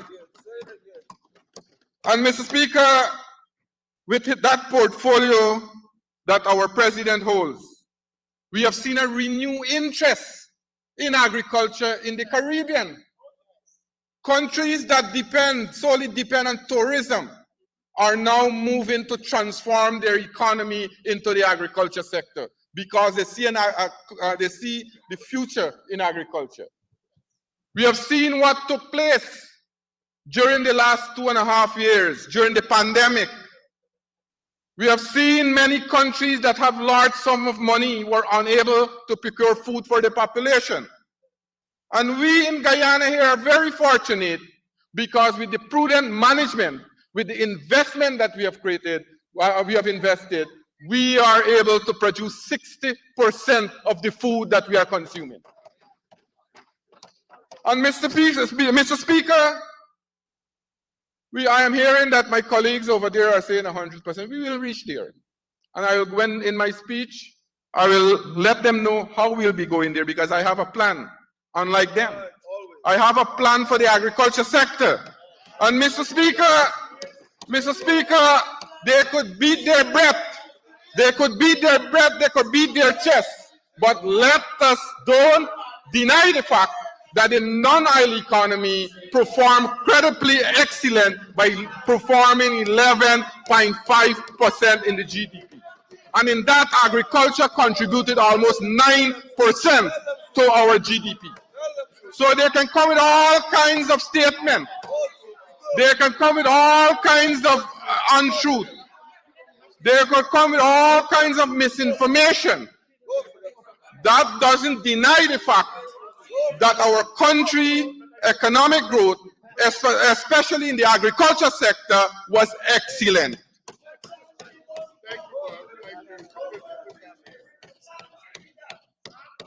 Mr. Speaker, as I said,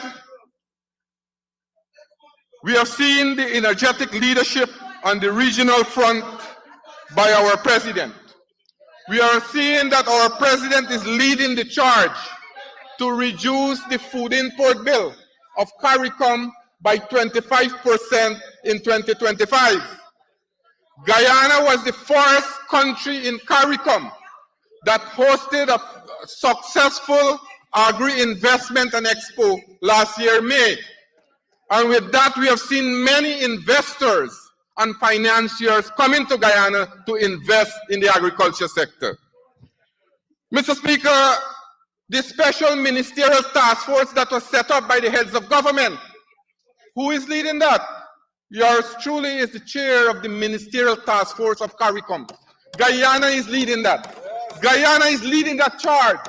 That showed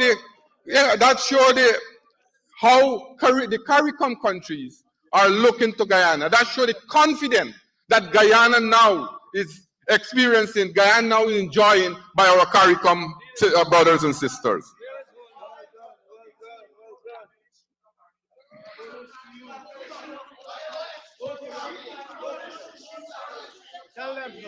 Mr. Speaker, I might have to change my prepared speech because of certain misinformation that was brought to this House.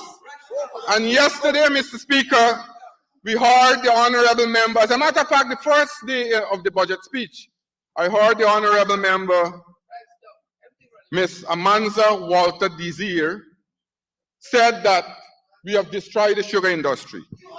She doesn't know about sugar. Probably she knows about sugar to drink in her coffee or tea.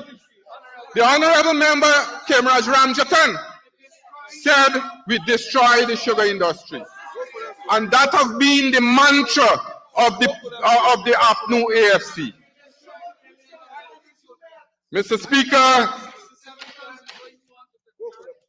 when you look at what took place under the APNU AFC, when you look at Ramjatan's right size, what are you talking about, honorable member? Mr. Speaker, he seems to have some problems. He seems to have some problems with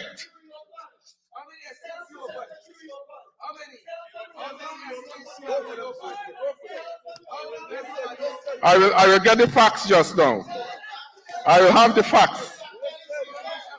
But Mr. Speaker, Mr. Ramjatan went to WIM. Honorable member, Mr. Ramjatan went to the WIM rally, told the sugar workers there that the sugar industry is ingrained in Berbice economy, that the sugar industry is important for the for Region 6. As a result of that, they will not close any in any factory, and they will increase the workers' salary by 20%. That is the minister or Mr. Ramjatan said. Mr. Speaker, as I said, we have seen what happened and who destroyed this industry. Mr. Speaker, I want to say in 2014, listen to this, in 2014, when we left government, Gaisuco was producing 216,352 metric tons. Honorable member, just give me a moment. Honorable members, we had 3 presentations that everyone gave a certain modicum of perspective. And clearly, the Minister of Agriculture is exciting a lot of attention to himself. Please allow him the courtesies that the other members had this morning. So, Mr. Speaker, as I was saying, that in 2014, when we left government, the industry was producing 216,352 metric tons. It moved from 216,352 metric tons in 2014 to 92,256 metric tons in 2019. Mr. Speaker, in 2016,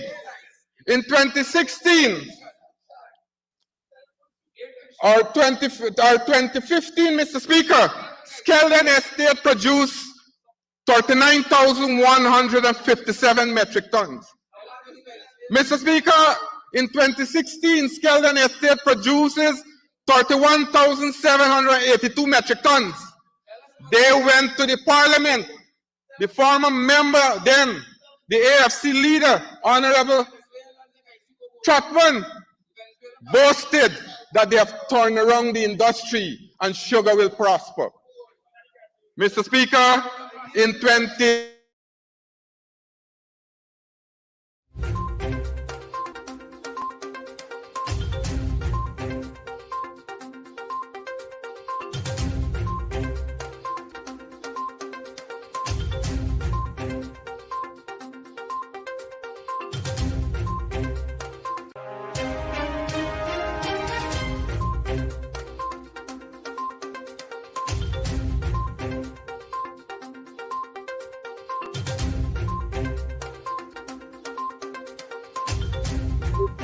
Our post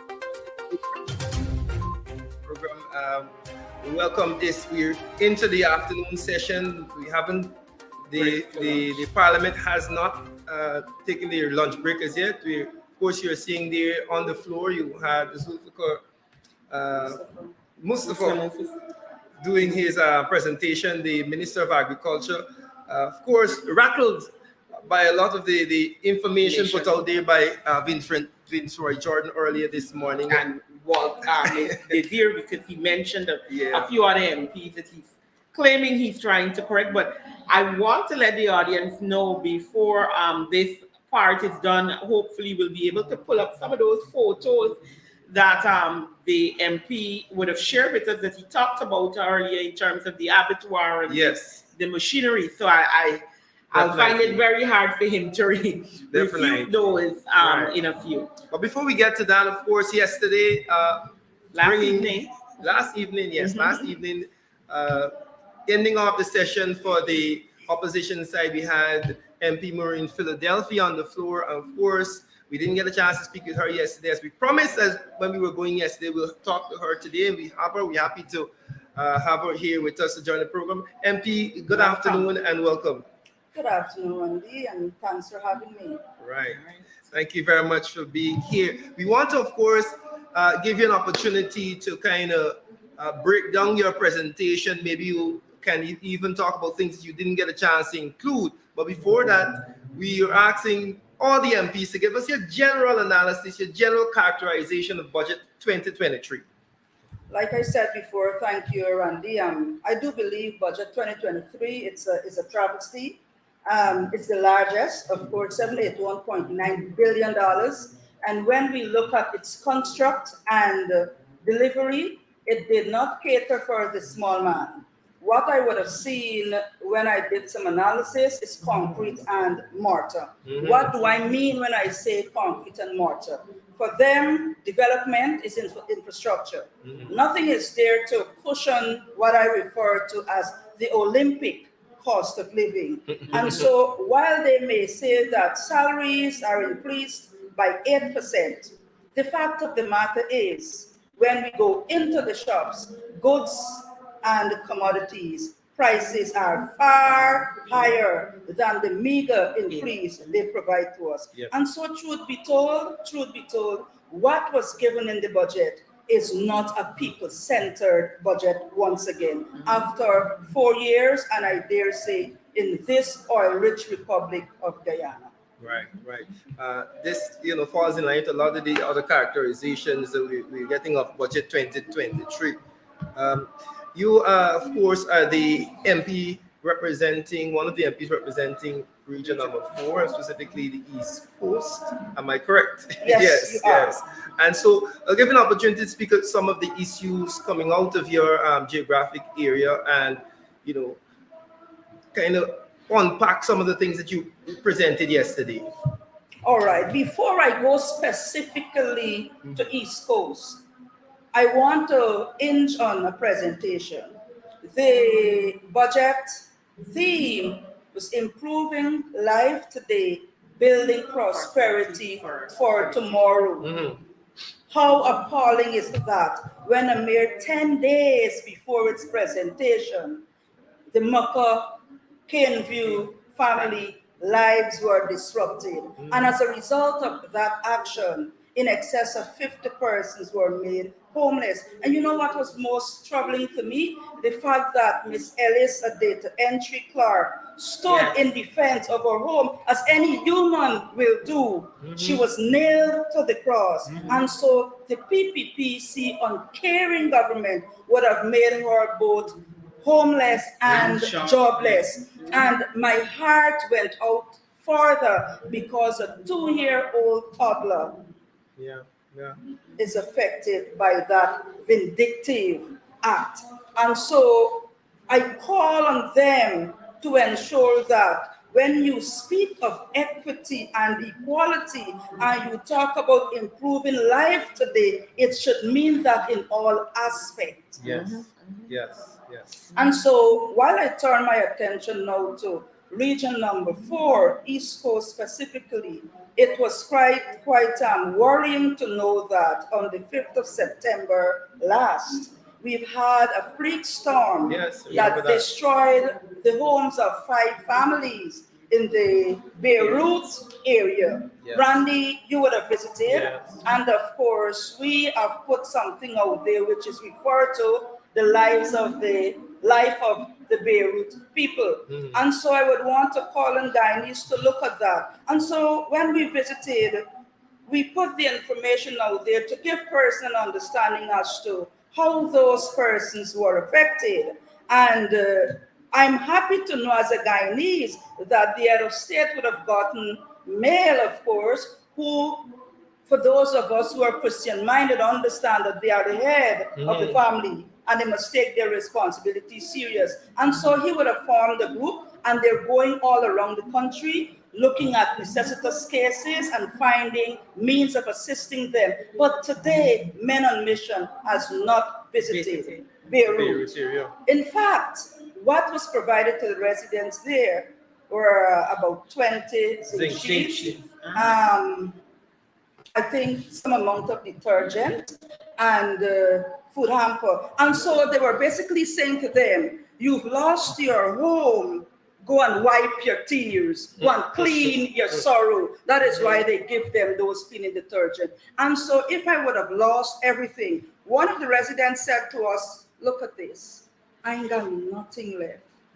I was able to save all my monies. It's only December. I was able to put together my home, complete my home. And you know, when you listen to that, it caused your heart to want to ask several questions, which only you yourself can answer. Because we continue to see the discriminatory practice of the PPP, regardless of what is being said. And then they're touting One Guyana. And so I want to put that out there in a nutshell. As we walk over to Dazel, as we walk over to Dazel, we met a young couple. The mother is huge pregnancy with 2 under school age children. What was left of that family is just the floor. They pooled whatever little they had to start a life for the young family. And when you're gonna talk about caring and giving and reach and touch, these are persons that you should touch their hands to. What they should do is not to put drag line on our back or put their knees on our back, or the PPP have their knees on our neck, but to ensure that every hand that need a silver touch is given that. Yep. Now, I also touched on education because in 2022, $74.9 billion was allocated to education, where it is said that they're entering into world-class education. And I want to unpack that a little. I'm at an institution, and I can tell you, we have not had adequate textbooks for our babies to use the entire last year. I was so concerned, how do we deliver effectively with this shortage? I'm speaking from my experience, all right? And I'll come back to that. Yesterday, I heard the Minister of Education, Honorable Priya Manichand, said, we give on the breakfast program so many schools, she provided listing, but none was given to Mocha. But what she did not say, the government coalition, of course, could not have given breakfast to Mocha when an organization has already catered for that area. And so the government had no need to give. She further said that if they run out of a mayonnaise, they have to travel all the way to Georgetown to get one. That's a farce, because I headed an institution that we had a kitchen there, and I must let you know, Randy, that the persons that managed the kitchen were parents of students or learners from the entire district, meaning Lusignan area. And so parents were employed. And I can tell you, they had a regional coordinator, but there were never a time when we were out of stock. There were never a time when we were out of stock. And so I thought of dealing with that, because some of the inaccuracies spoke about yesterday, opportunity did not lend itself for me to delve into. Again, another inaccuracy yesterday. As the minister continued her presentation, she said, APNU AFC did not build any new schools. But when she was cautioned, she said secondary school. But what I want to get at, Randy, in 2021, my budget presentation, I asked the Honorable Minister if some of these monies that are spent here will be used to complete Good Hope Secondary School on the East Coast. And I was told emphatically there are several building defects. And so hearing those words, I concluded that that's a project that had to be abandoned because of it may have been threat to lives and limbs. But now 4 years later, 3 years later, from this $94.4 billion, they're allocating monies to complete that institution that the minister said then had building defects. And I want to make it clear that that's one of the buildings or the institution that APNU AFC started. But because of their wicked and vindictiveness, they refused to complete that school. And you know what? Some of the students that were allocated space at that school are treated like stepchildren at the other institution when they're only given the 4 core subjects to do. And these are things that the ministers of government should look at rather than stuck their head in the mold and try to pretend as if everything is good. It is not. It is not, Randy. You clearly hammered in a lot of quite a lot especially giving rebuttals, because what we're seeing every time we go to the speeches coming from the government, they are filled with so many stories, and every time an MP sits in this chair, we have to go through the process of dealing with what you can't say in Parliament, the lies that are being spread. And I'm happy that you were able to clear up some of those. You talked about that school and the issues, of course, the humanitarian issues that we're seeing, because that's what I will call it. And I mean, we're signed down to so many things, what we see happening, the help that is not being given to the persons in Dazel, in Beirut, what happened to the persons in Mocha, and you're seeing them across the country. We had that individual who went to social media to give comparison of the program you just talked about, where the president would have launched Men on a Mission. And I'm happy that you're calling them out, go visit these places, because this is something that has been pending for a while, and some of those persons, as you rightfully said, are still suffering because of what has happened.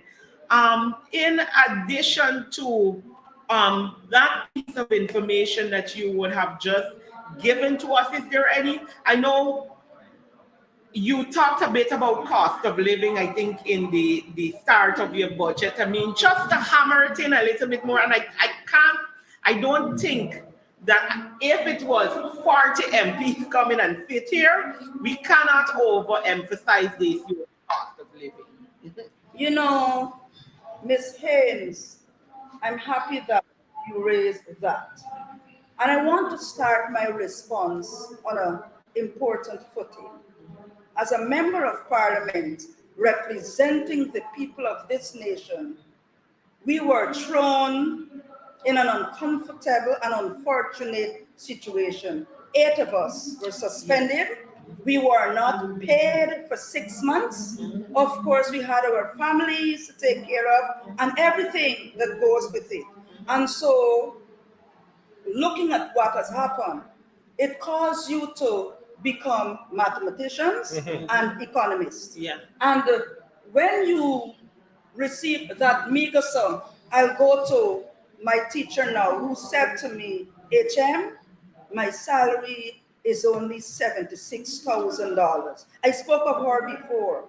I have to travel all the way from Anns Grove to go to Georgetown. I have 2 children.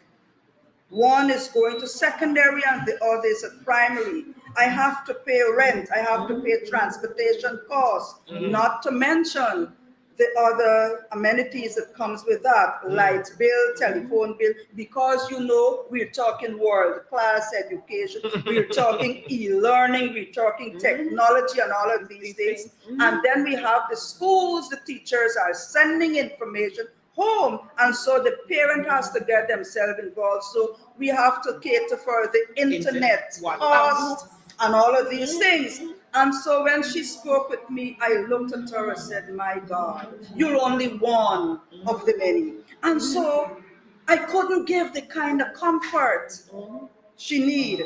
And that happened because she know that I'm a member of parliament and she's basically looking for representation. And so when you look at what was provided, like I said before, they care less about the small man. And so I heard her a couple of days ago. I met her on the road and we were talking. I said, my teacher, not my present staff, of course, a former. And she said to me, HM, I didn't have anything to give my children to go to school today. Wow. I didn't have anything to give my children to go to school today.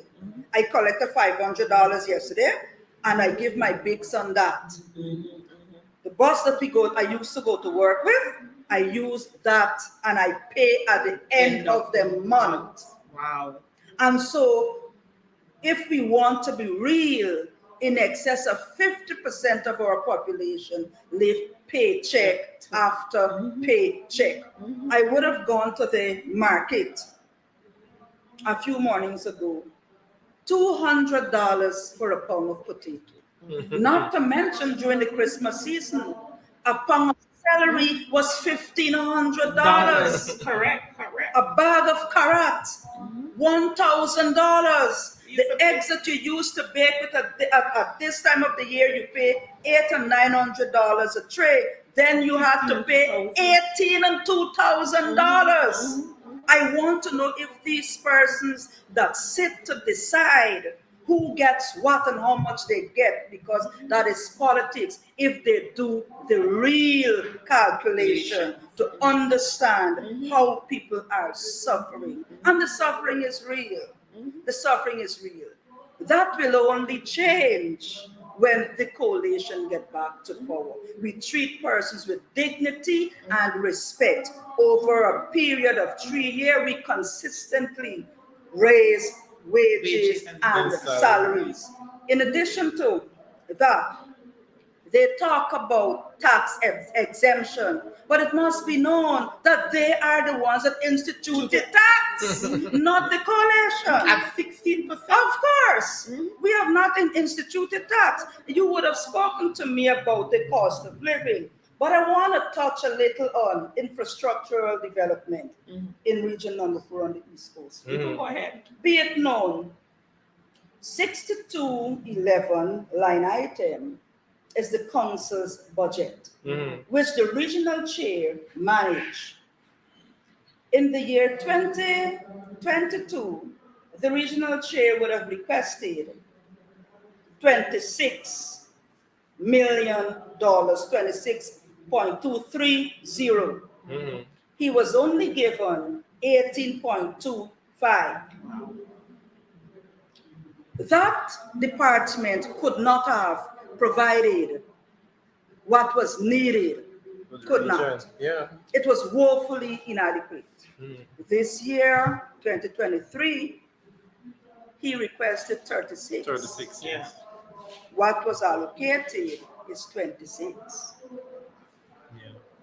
And while you find they continuously starve 6211 of financial resources, they ensure that the other agencies at central government do the bidding. And so infrastructural development is done through public infrastructure and regional development. And when these projects are being done, they single out specific communities. I am sorry that I don't have the photographs here to show you, but I will give you a few villages on the East Coast.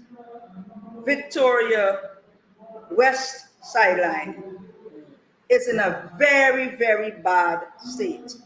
But I'm happy I saw it on the budget to be done this year. Victoria East Sideline, it's atrocious.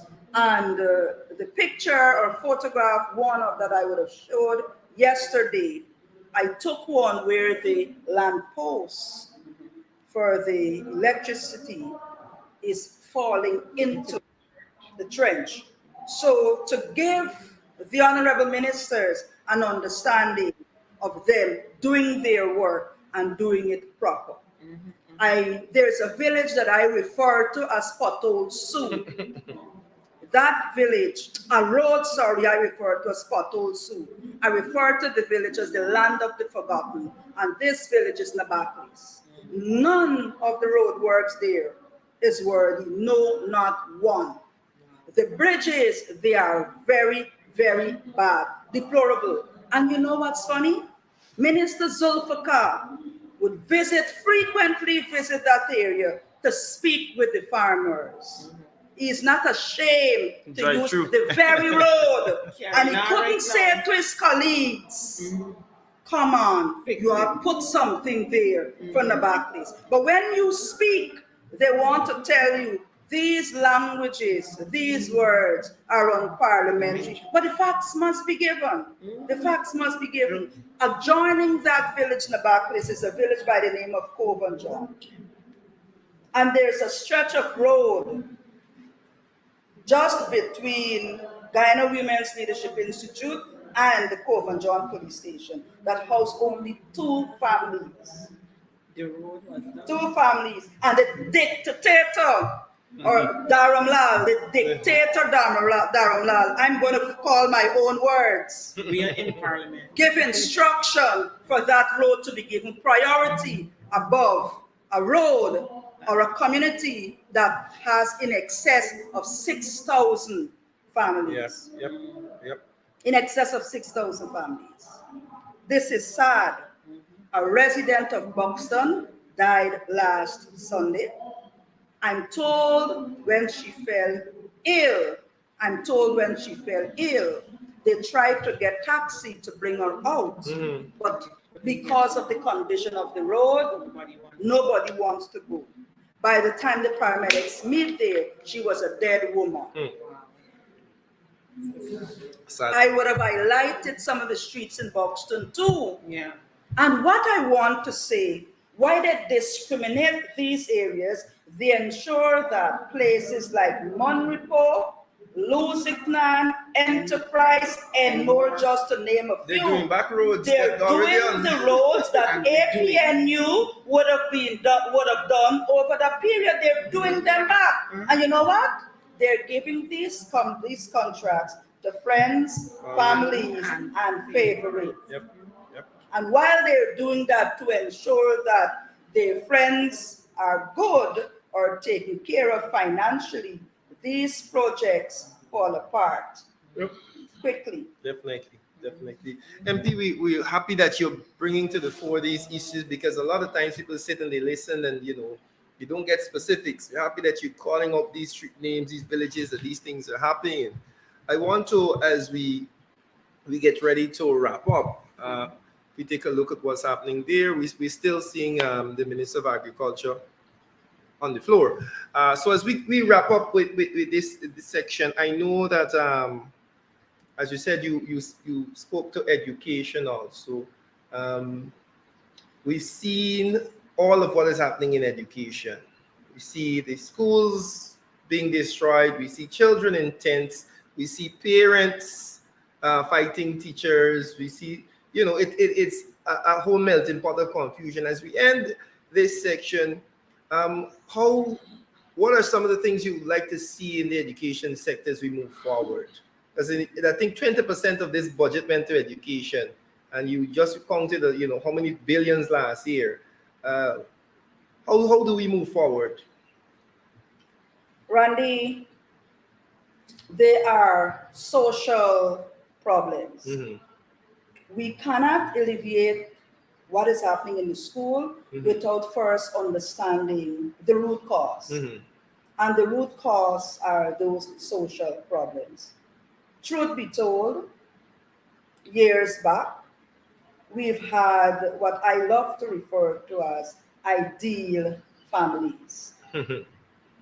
Today, the home is run by the mother 90% of the times, because it's either the father is absent because of work, his place of employ, or the father is just not there. We no longer have families that sit to the table Sunday morning to have breakfast and share family ideals and values. And so those positives are not spilling out or into the society. And then we have the institution where our children or students or learners attend with the understanding that they are given that guidance. It is not happening.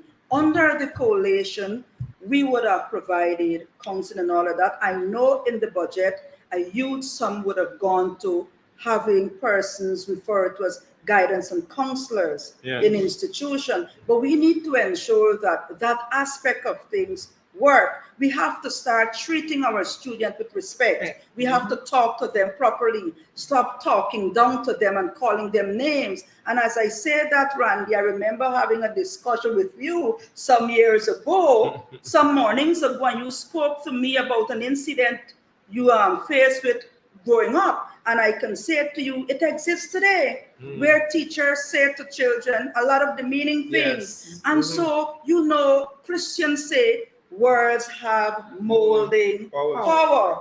And when you're going to speak to me in that form, I will only give you what you ask me for. I will only give you the way you treat me. And so we have to see these young adults as budding leaders and ensure that we deal with them the way they ought to be dealt with. It means, therefore, that if we are going to ensure that we continue with guidance and counseling, we have to ensure that we put competent people in position, all right, to deal with these things. And that caused me to want to touch on something. What is happening now?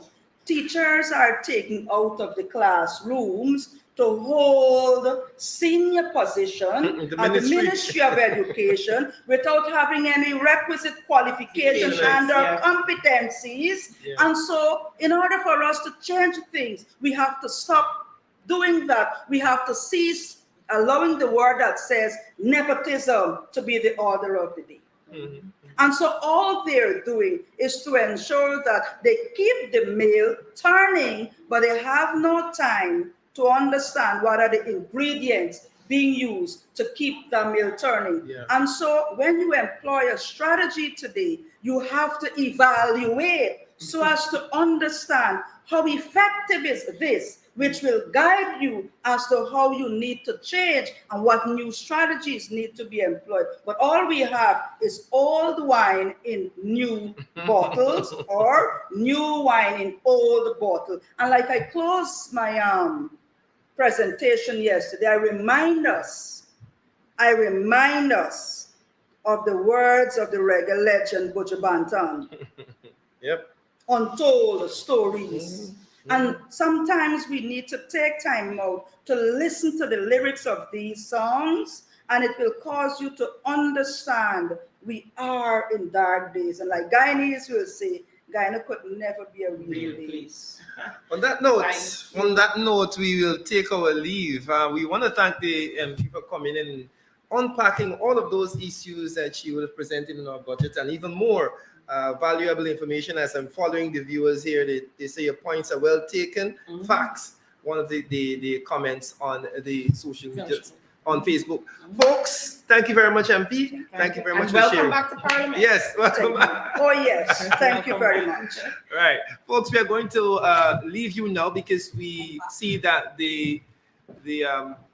it's adjourned for the day. Well, not adjourned. It is they're at lunch. Suspended for lunch. And so we'll take our leave now.